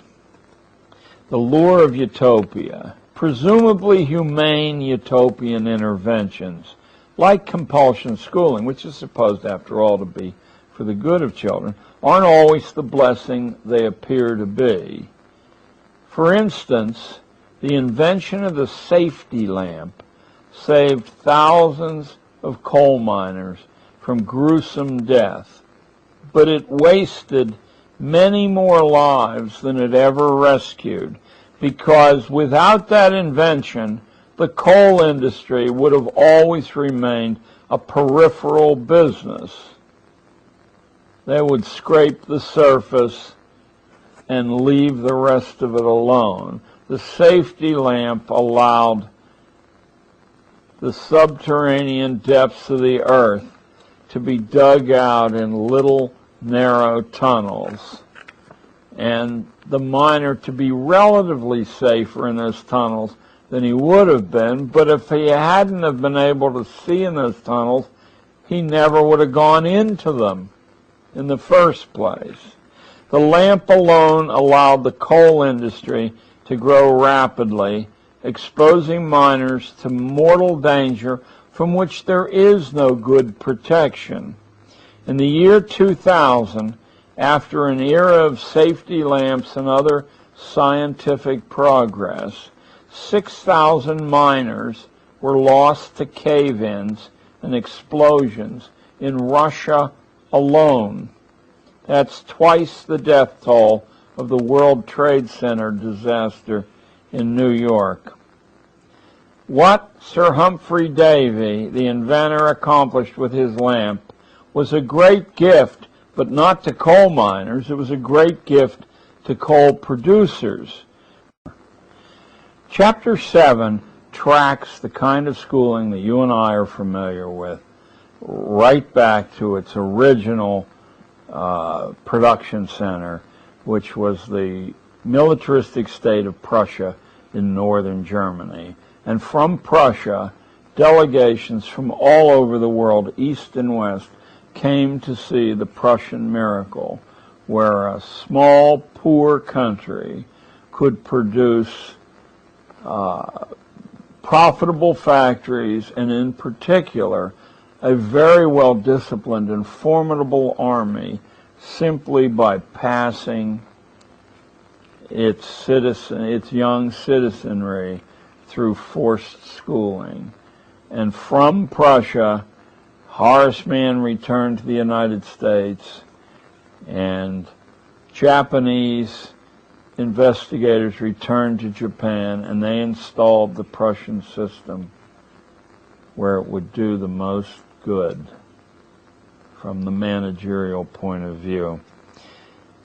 In 1935, at the University of Chicago's experimental school, this is the epigraph for Chapter 7, The Prussian Connection. In 1935, at the University of Chicago's experimental school, where John Dewey had once held sway and made his reputation, the head of the social science department published an inspirational textbook called The Life and Work of the Citizen. In its pre-publication edition, and this is the one I'm talking about, because if you get the publication edition, what I'm going to tell you about will have been muted. The title page clearly shows 4 interlocked hands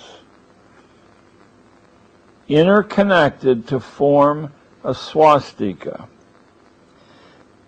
And the markings throughout the book for the chapter divisions and also for inter-chapter divisions are done with the fascist emblem, the bundle of sticks held by an eagle.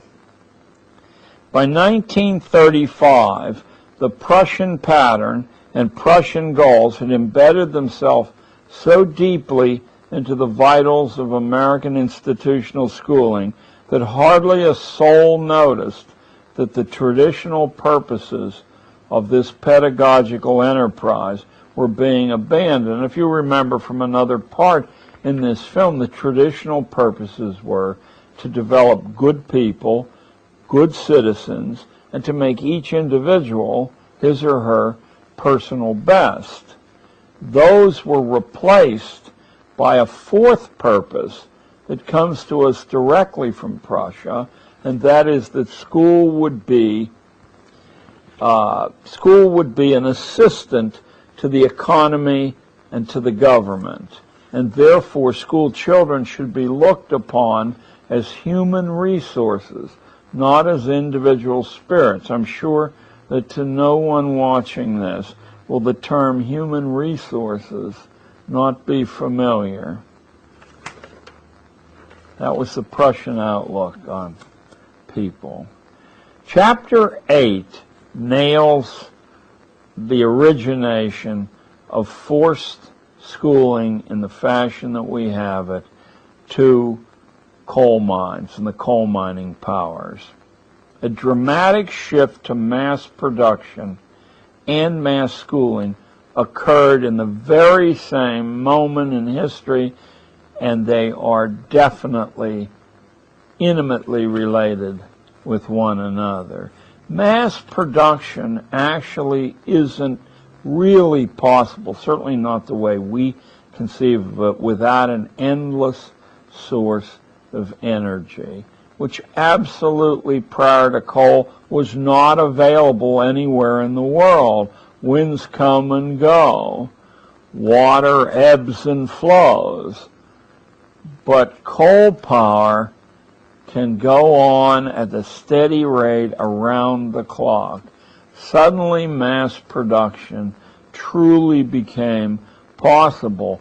But to have people effectively work at mass production, and even more importantly, consume the usually somewhat inferior standardized products of mass production, you have to have a different kind of human being than through the British out of the United States and were working for independent livelihoods in this country. This chapter, Chapter 8, is called A Coal-Fired Dream World. A dramatic shift to mass production and mass schooling occurred in the same heady rush. Mass production could not be rationalized unless the public accepted massification.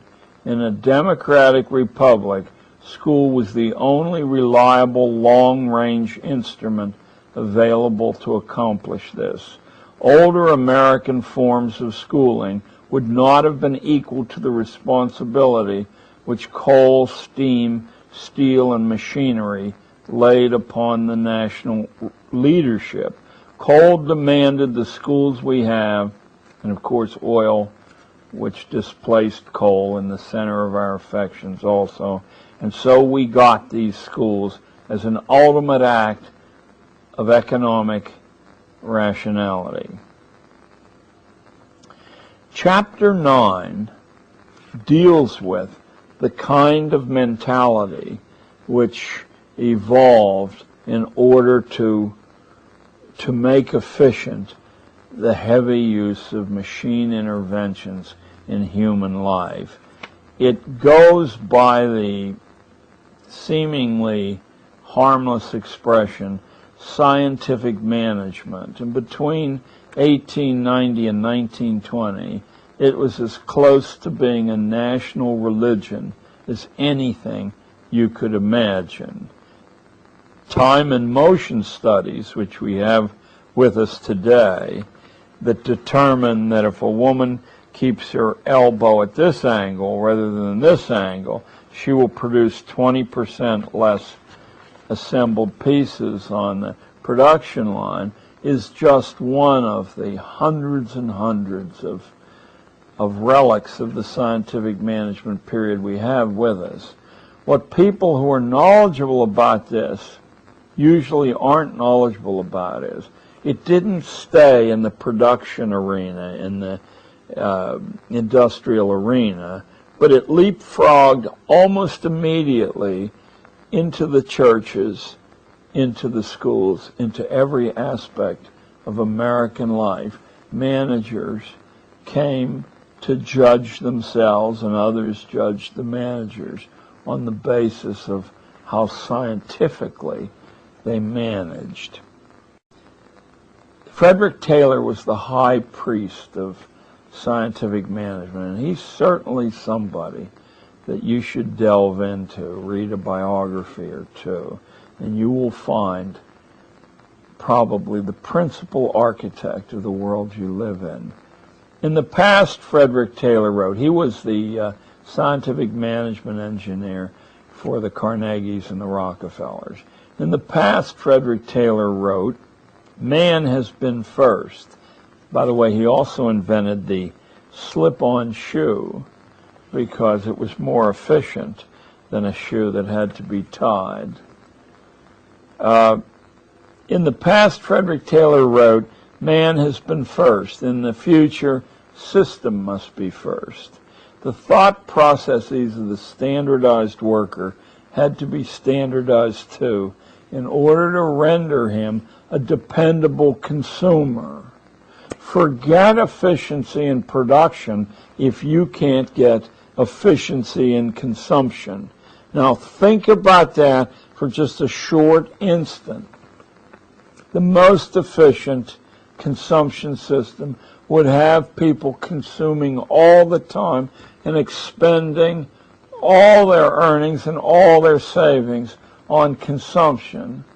Have I described the United States at the beginning of the 21st century? But the only way you can get continuous consumption is by maintaining a constant low level of boredom so that nothing people buy is satisfactory for other than the first few moments after the purchase.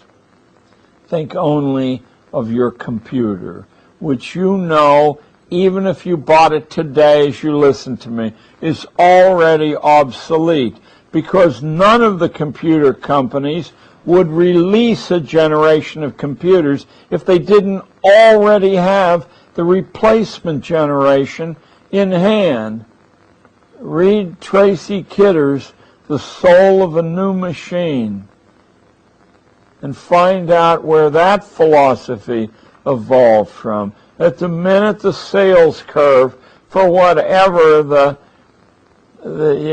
AC-doocy machine you bought is, whenever the sale curve reaches, is that called the asymptote, David, the top, and starts down, at that moment, the drums begin to roll for the generation that was available at the moment you purchased this generation. And it is tooled up and moved on to scene. Of course, its replacement, too, stands in the wings waiting for you to continuously consume and be dissatisfied with this machinery. The same thing's true of automobiles. It's true of everything, because that's the logic of scientific management.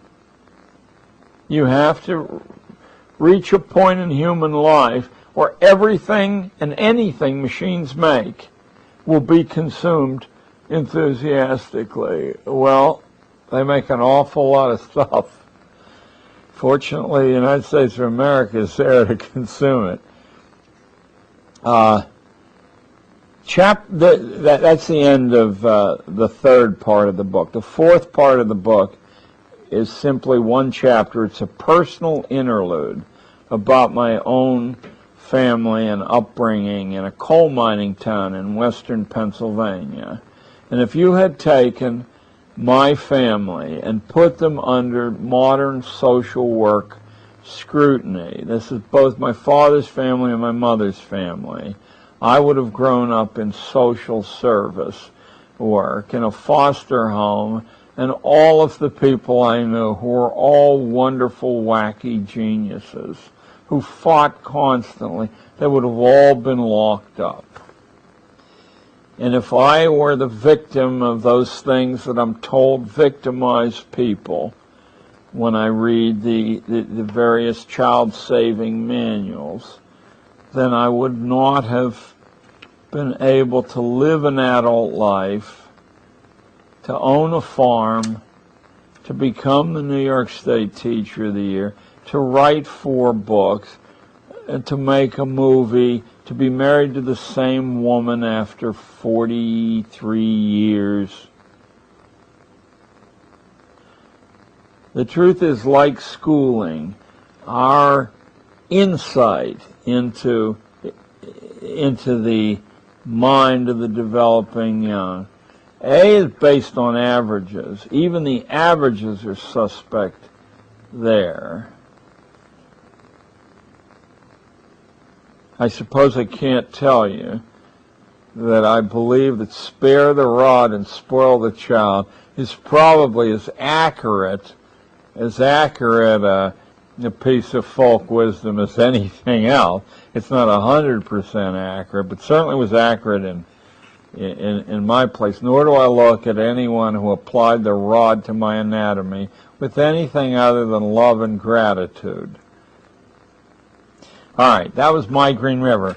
And why I throw that in is not for some personal display, but simply to show a personal contradiction to sociological wisdom and psychological wisdom as it's been packaged and vended to us. Part 4 of the book is called Metamorphosis. I try to show the change from an earlier traditional libertarian society. It's interesting because that's almost a contradiction in terms. We hardly have a record of a libertarian society in the West or the East. Where the models came from were American Indian tribes who didn't have a ladder of authority the way Hollywood shows, with the top guy having all the feathers in his hat. But very often the chiefships were exchanged. They were drawn by lot. And if that sounds bizarre to you, let me tell you that all of the leading positions in classical Greece were drawn by lot. If you wouldn't put your name in the hat or whatever container they use, then you weren't fit to be a citizen of Athens. And if they needed a water commissioner, all the citizen names were available, and the one they drew out was the water commissioner. And how about general of the armies? Exactly the same way.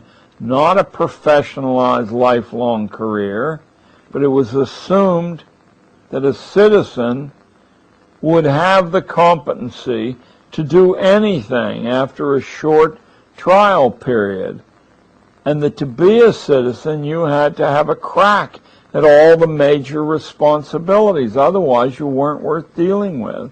You were a slave. I think that might be a fresh perspective on the 21st century. Chapter 11 is called The Crunch, and in it I deal with the very rapid conversion from an older kind of society to what we have now after the American Civil War. Chapter 12 deals with how power really flows in the United States. It's one of my favorites. It's called Daughters of the Barons of Runnymede. And I picked that at random out of a book of elite hereditary societies in the United States. The Daughters of the Barons of Runnymede are not one of the most influential, but they're the ones that caught my heart and tickled my funny bone best. You can't be a member of the Daughters of the Barons of Runnymede unless you can show direct descent from one of the 12 barons who forced King John to knuckle under to the nobility back in 1215. That's an American organization, but it probably has outriggers around the world. And here's the funniest part of the Daughters of the Barons of Runnymede. Just because you can show direct descent doesn't mean you get into the inner circle of the club. The only people who are allowed in the inner circle of the daughters are people who descend from one of the barons who had some special knightly decoration. The rest of them are just common fodder, even though they've traced their ancestry for 800 years. Now, my levity aside, there are extremely important hereditary societies in the United States. The Order of the Cincinnati is one of them. I'll probably be shot for even telling you about it. The Order of the Cincinnati is made up of those people who can trace their descent from a field grade officer in the American Revolution. And when it had its meetings after the Civil War, not only did every major Northern general show up, but every major Southern general showed up too. The new compulsion school institution was assigned the task of fixing the social order in place. But it borrowed the cautions that two Italian sociologists, Vilfredo Pareto and Giambattista Mosca, had laid down around 1900. Both these men, working independently, said the reason that every hierarchy comes to an end is the problem of transmitting to the next generation the reins of power. And what causes these breakups to happen is that in reality there really isn't any difference in talent or intelligence between the aristocracy and the common herd. And as you frustrate the natural leaders of the common herd, they band together, and over time, it may be centuries, they figure out where the weak spots of your edifice are, and all of a sudden they upset it. And both these men, working independently of one another, said that the way out of this trap is to put young children through every stage of their life under close scrutiny And the minute you see signs that someone might potentially become a later adversary, you draw that kid into the reward system of the aristocracy. You flatter that kid, you wean that kid away from his own parents, and in that way, the secret of perpetual power would be available for the first time in human history. So the next time you see some kid from Harlem on the cover of Time magazine on his way to Exeter or Andover, you might just ask your local librarian to get you Mosca or Pareto. But the Daughters of the Barons of Runnymede represent the well over 1,000 private hereditary societies that are really like a cousinage, an international cousinage that exists apart from almost any form of scrutiny the outgroup can bring to bear. Chapter 11 is called The Crunch, and in it I deal with the very rapid conversion from an older kind of society to what we have now after the American Civil War. Chapter 12 deals with how power really flows in the United States. It's one of my favorites. It's called Daughters of the Barons of Runnymede. And I picked that at random out of a book of elite hereditary societies in the United States. The Daughters of the Barons of Runnymede are not one of the most influential, but they're the ones that caught my heart and tickled my funny bone best. You can't be a member of the Daughters of the Barons of Runnymede unless you can show direct descent from one of the 12 barons who forced King John to knuckle under to the nobility back in 1215. That's an American organization, but it probably has outriggers around the world. And here's the funniest part of the Daughters of the Barons of Runnymede. Just because you can show direct descent doesn't mean you get into the inner circle of the club. The only people who are allowed in the inner circle of the Daughters are people who descend from one of the barons who had some special knightly decoration. The rest of them are just common fodder, even though they've traced their ancestry for 800 years. Now, my levity aside, there are extremely important hereditary societies in the United States. The Order of the Cincinnati is one of them. I'll probably be shot for even telling you about it. The Order of the Cincinnati is made up of those people who can trace their descent from a field grade officer in the American Revolution. And when it had its meetings after the Civil War, not only did every major Northern general show up, but every major Southern general showed up too.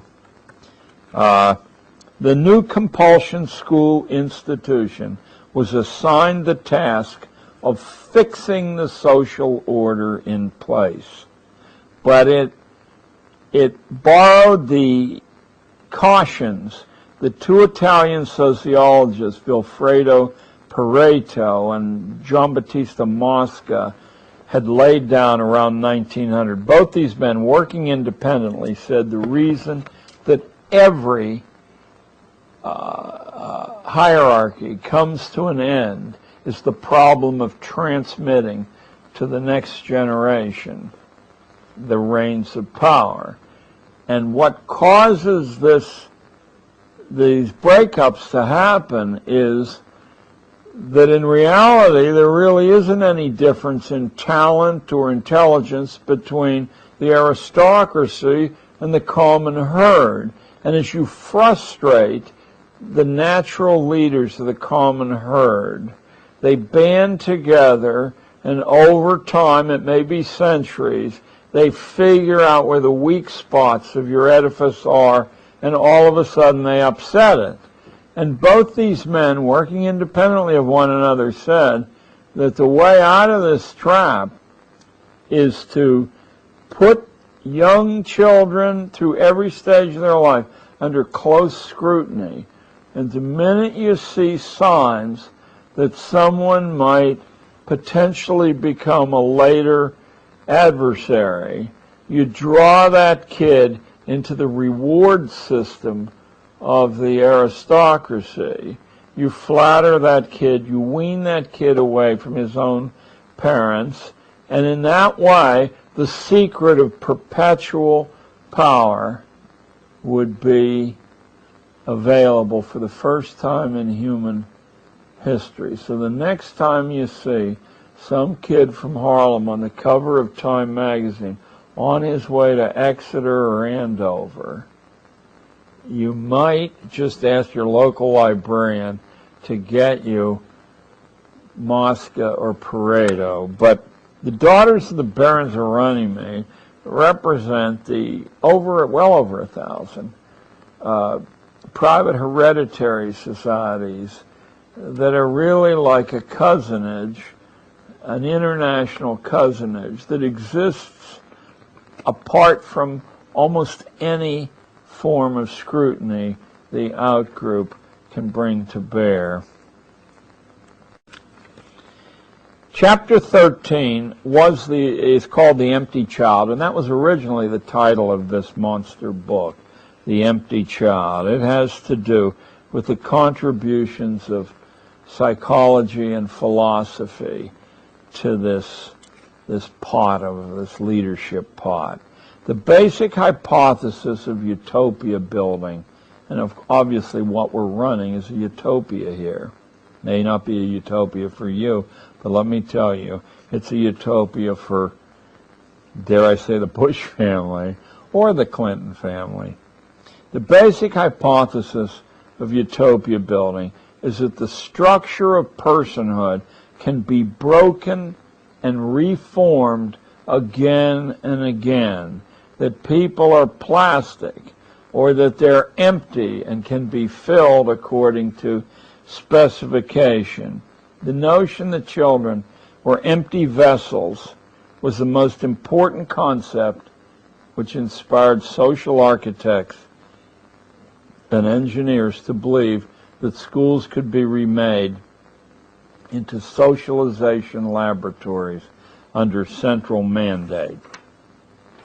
Chapter 14, in some ways, is my favorite chapter in the book because it originated in a speech I gave immediately after the Dalai Lama spoke in Boulder, Colorado, and I had sat directly in front of the Dalai Lama, staring in his eyes while he spoke, and when he was done, I got up and spoke to a tent full of people who I think paid $500 a ticket to get in, certainly not to see me. But I was inspired to reach some kind of height beyond the ordinary. I must have taken 90 days to write this talk. It's called Absolute Absolution, and it deals with the necessity of throwing God out of government schooling. God was pitched out of government schooling on his ear after World War II. This was not because of any bogus constitutional prohibition, at least not one that the previous century and a half could detect, but because the new state and the new economy considered the Western spiritual tradition too dangerous a competitor to be allowed, and of course it is. When you issue a wild card to every citizen that says you may appeal beyond the decision of our managers and experts to an invisible guide, you're dealing with a situation so unstable that sensible architects knew it had to be gotten rid of. What I'm most proud about in this article, though, is you can't just throw God out. What you have to do is find a way to replace the functions that God serves. I can't give you a religious lecture here, but obviously one of those functions is to deal with the inevitable universal aging, sickness, and death that we all will encounter. But you can move into place a large, minutely articulated medical apparatus and system that more or less, without actually saying it, promises that everything can be taken care of, including death. It's just a matter of time, isn't it? Until we don't have to die.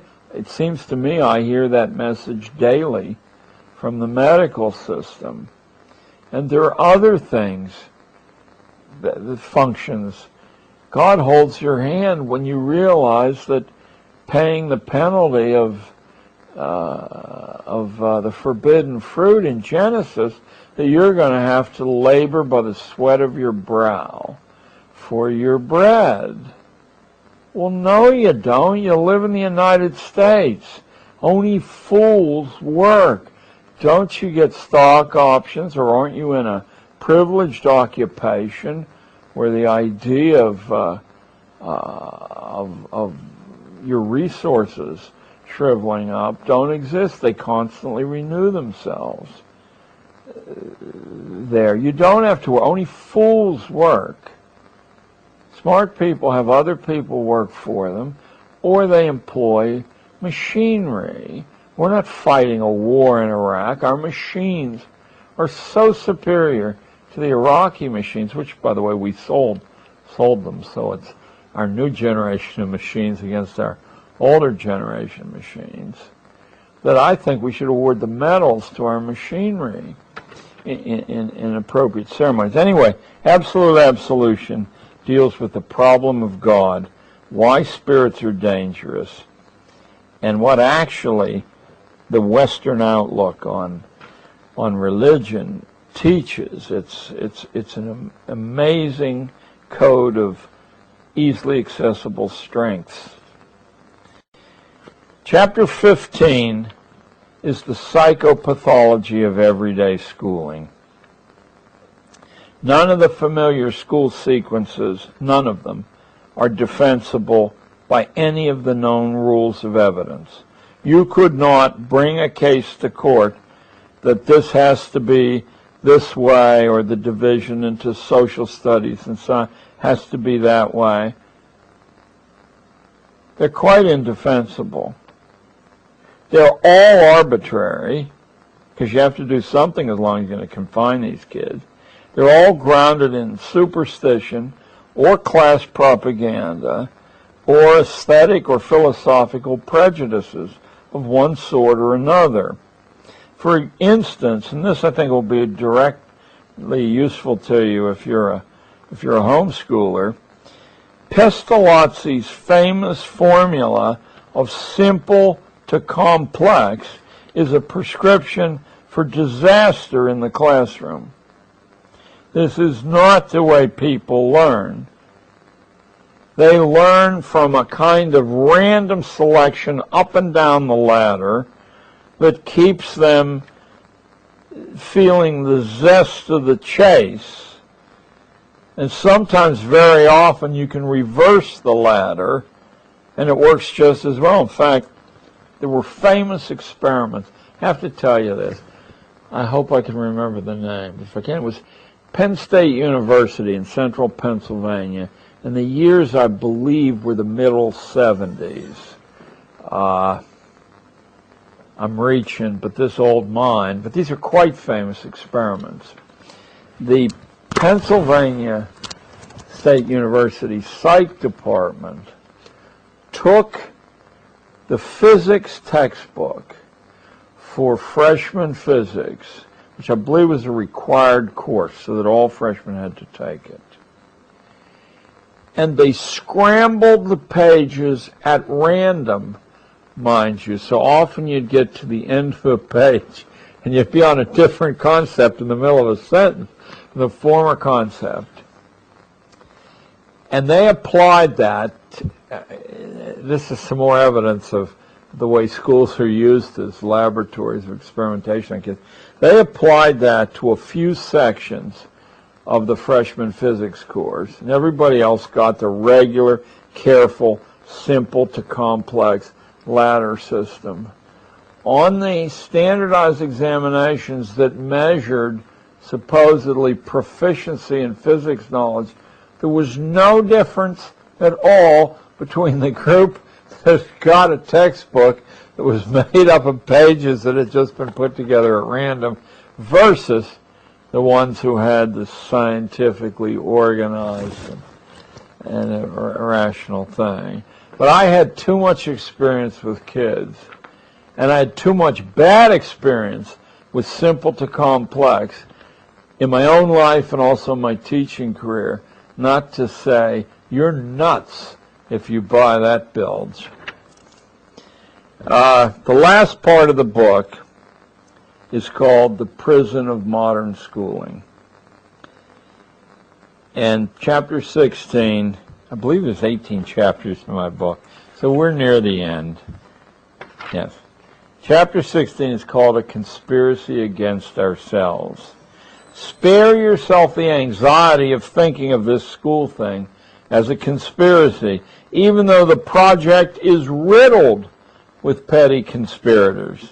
It was and is a fully rational transaction in which all of us play a voluntary part. That is, you can step off this treadmill at any moment you want and actually do this education thing the right way. You can just step off the treadmill and walk away. It was and is a fully rational transaction, and you play a voluntary part in it. You trade the liberty of your kids, as all of us trade our free will, for a stable social order and a prosperous economy. Now, I want to modify that a little bit. We had a prosperous economy in every single phase of American history. It's just that the corporate economy is much more prosperous than the economy of independent livelihoods, which is to say, more stuff is available and more legal tender to buy the stuff with is available under the corporate system. The cost is your mind and your character to have that extra bit of stuff. The society is much more stable than it would be because no one knows how to rock the boat, or very few people know how to rock the boat there. And when you look in earlier periods of American society, it was always turbulent because it was supposed to be turbulent. That's what they failed to tell you in social studies, that the whole American charter is meant to provoke constant argument. It's meant to make doing anything that changes the past difficult to do. It's a test of whether it's really worth doing that we make it so hard to do.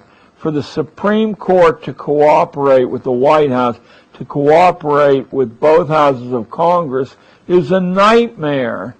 That's exactly what we fled when we came here.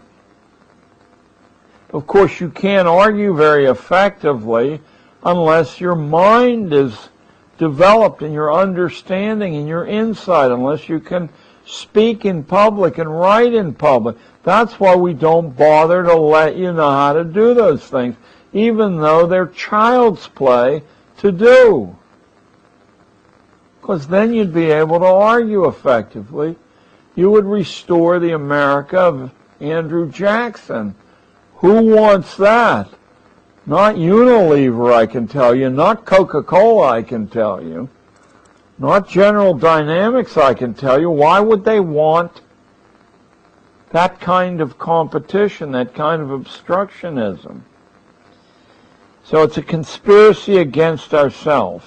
You and I have entered into a devil's bargain in which most of us agree to live our lives through as children. We may be a little bit less childish than the actual children, but not much. The self-same tutelage which freezes the young into place in exchange for food, entertainment, safety, political simplification affects both the grown-ups here and the adults. The contract fixes the goal of human life so low that students go mad trying to escape. But of course the struggles are largely over by the end of the teen years. That has nothing to do with the claims of hormones and biology. It's the light that goes out of your eyes, or goes out of your house pet's eyes, when it realizes that it's never going to be allowed to go out into the world. Chapter 17 is the nitty-gritty. It's the politics of schooling. And I wrestled with this idea for literally years, trying to find some way to communicate the brilliant invention that keeps us static, that keeps school reform producing the same thing we had before we reformed the schools. At the heart of the durability of mass schooling is a brilliantly designed power fragmentation system which distributes decision-making so widely among so many warring interests that large-scale change is impossible without a guidebook. You have to know who actually holds the actual string of power. I'll give you a hint. It's never the teachers' union, regardless of what you hear. Ain't true. The power's fragmented into 18 separate compartments, each one of which I talk about in the book. People who accomplish modest-sized changes in the system have a map to know which people to waste time on and which people to avoid, even though they seem to be at the center of power. For those of you out there with a gleam in your eye saying, I've heard that idea before, you're right. You heard that idea in Thomas Hobbes' Leviathan, written in the first quarter of the 17th century, in which Hobbes says that wherever power seems to be, that you can be sure is not where it is. And the whole shtick, sort of an Eastern Yiddish word, the whole shtick of getting anything accomplished is actually not to beat your head against the ladders of authority, because they don't lead to the authority. It's to discover where the authority is and home in on that. So, the politics of schooling. And of course, each one of these compartments of supposed power have to be paid off. That's why these darn government schools are so expensive. I'll give you just one example from my experience. In the last school I taught in, I was given a former science room on the third floor of the building for my room. I'm saying a former science room on purpose because those huge slate tables with sinks in were still in the room. But sometime during the school year, the custodian came in and removed all those desks. What he didn't notice, or probably was just indifferent about, is that the legs had been embedded in the floor, and when he removed the desks, in some places there were holes that went straight down to the next classroom. And so my kids, being an enterprising lot, would make spitballs, and dare I say it, would even wad up used toilet paper and drop it through those holes into the screaming class beneath. Eventually this reached the principal's ears, and he came to my door and he said, "I demand that you stop that." And I said I asked for permission to stop it. It would have taken 10 minutes. I'd go out and buy some patches, and I'd put them down myself over these holes, and that would be the end of the temptation.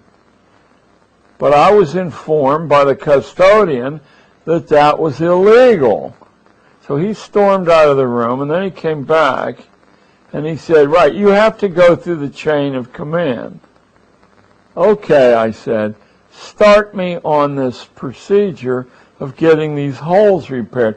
But don't ask me to stand over these holes because they're all over the room, and if I look one way, the stuff will get down another hole." They were dropping also ball bearings down those holes, which is really smart when they bounce off your noggin. So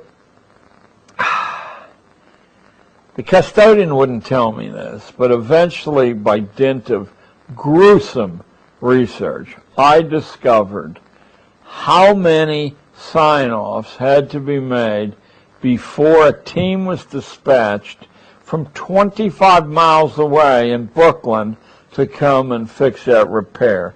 8 separate levels of authority had to sign off on that, beginning with the custodian of my building and then the principal.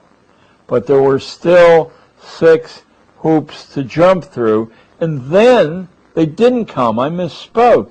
They didn't come to fix the holes. They came to inspect the problem. I want you to know that the whole procedure took 8 months for work that any journeyman could have finished in a half an hour, including purchasing the supplies to do it. And duplicate that experience by thousands and thousands of repairs in the 1,000-odd schools in New York City that are under the central system.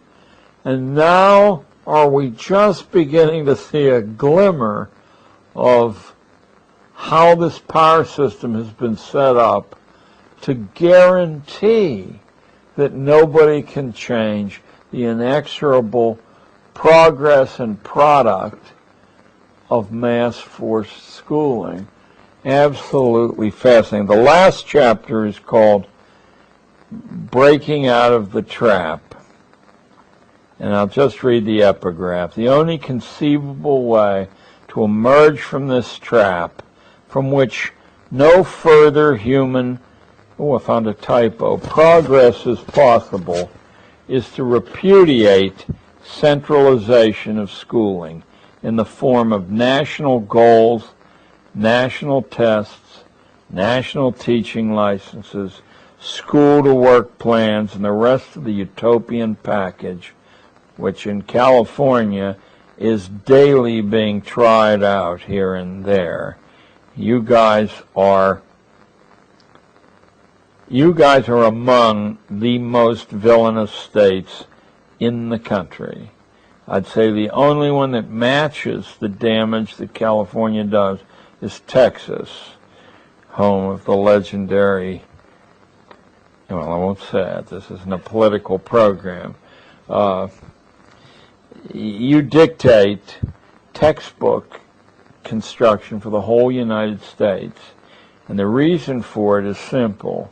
Rather than fragment textbook buying so that teams of salesmen would be traveling constantly all over the state trying to sell their product, you bulk buy for this nation of 35 million people, so that anyone who gets a contract to supply California with books gets a contract to supply California with millions of books. It's instant wealth. Well, because of that, no textbook publisher wants to make 19 versions of his book. What California wants, or what Texas wants, because they do the same thing, is then force-fed to the rest of the United States. And what you have wanted for all my lifetime is not in books that train the intellect. You've wanted books that propagandize the spirit, that socialize children.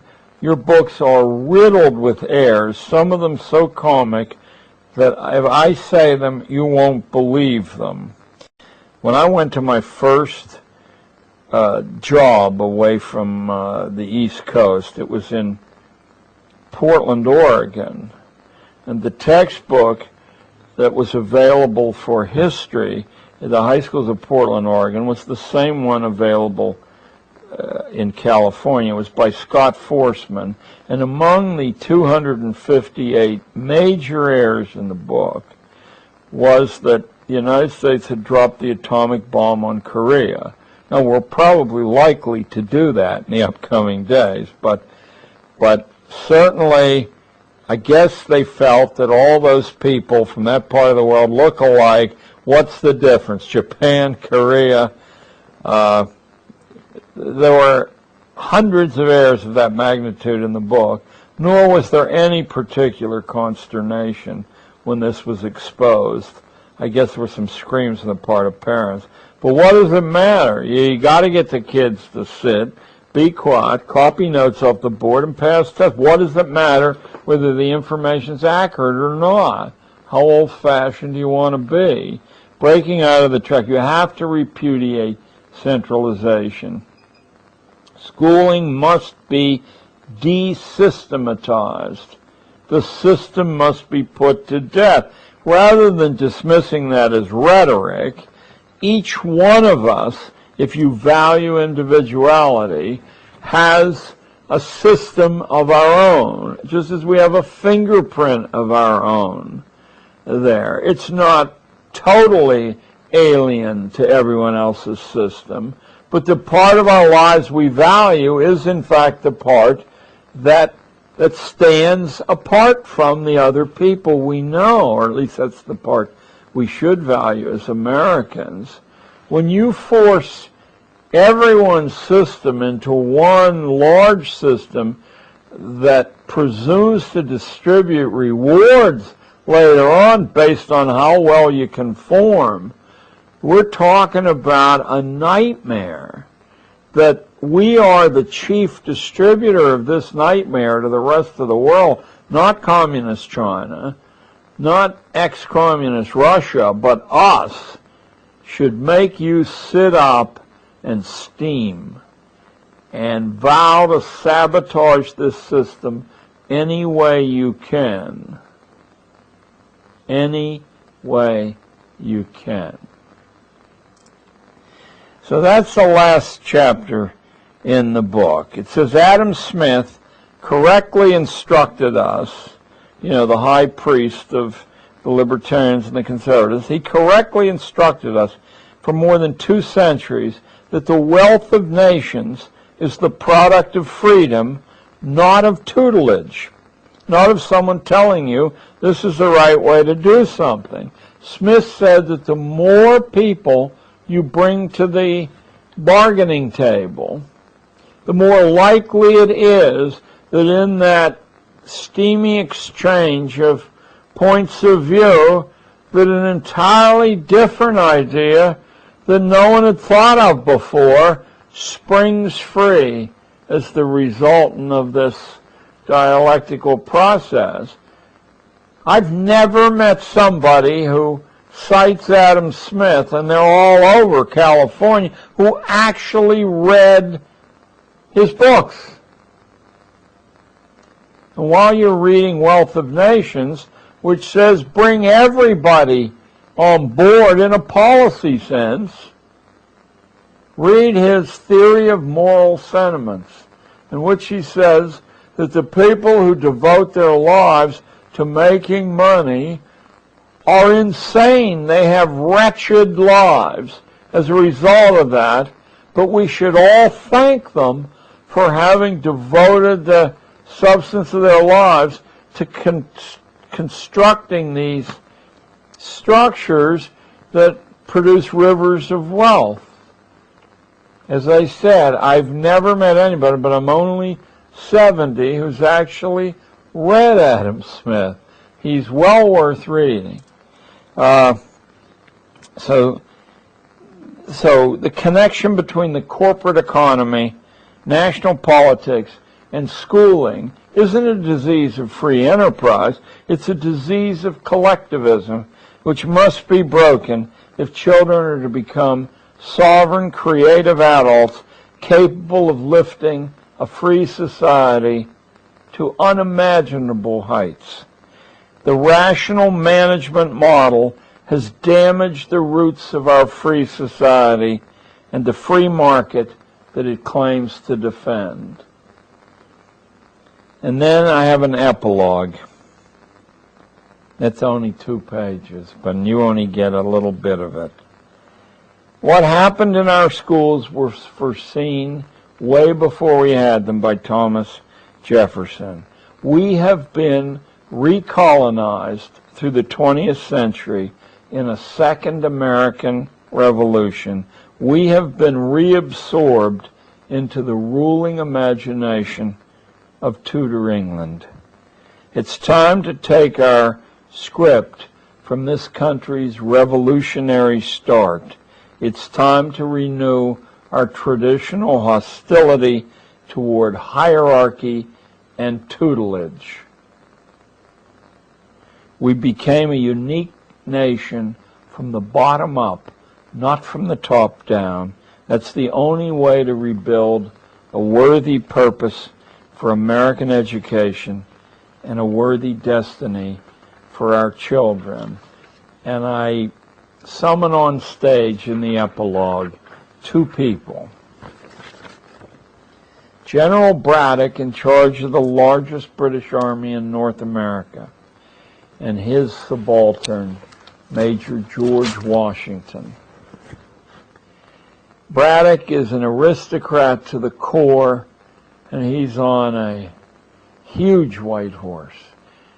And he's covered with red and gold and silver and drummers.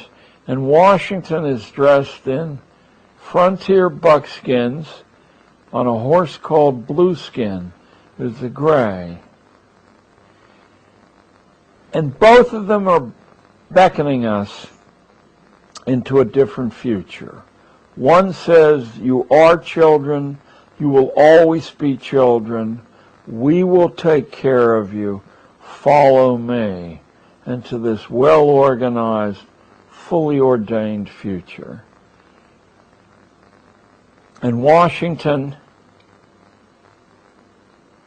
who said in his memoirs that the most brilliant sight he ever saw in his life was Braddock's army about to be exterminated when it crossed the river that Washington said, I don't think I'd cross that river if I were you.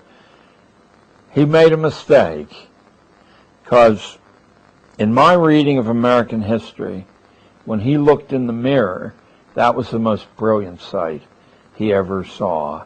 Like Caesar, he was offered a crown 3 times, and 3 times he turned it down and said, I'll return to private life after my presidency. I think we need to follow Blueskin into the future. And that's Underground History of American Education. And I hope you buy it. Thank you very much, John.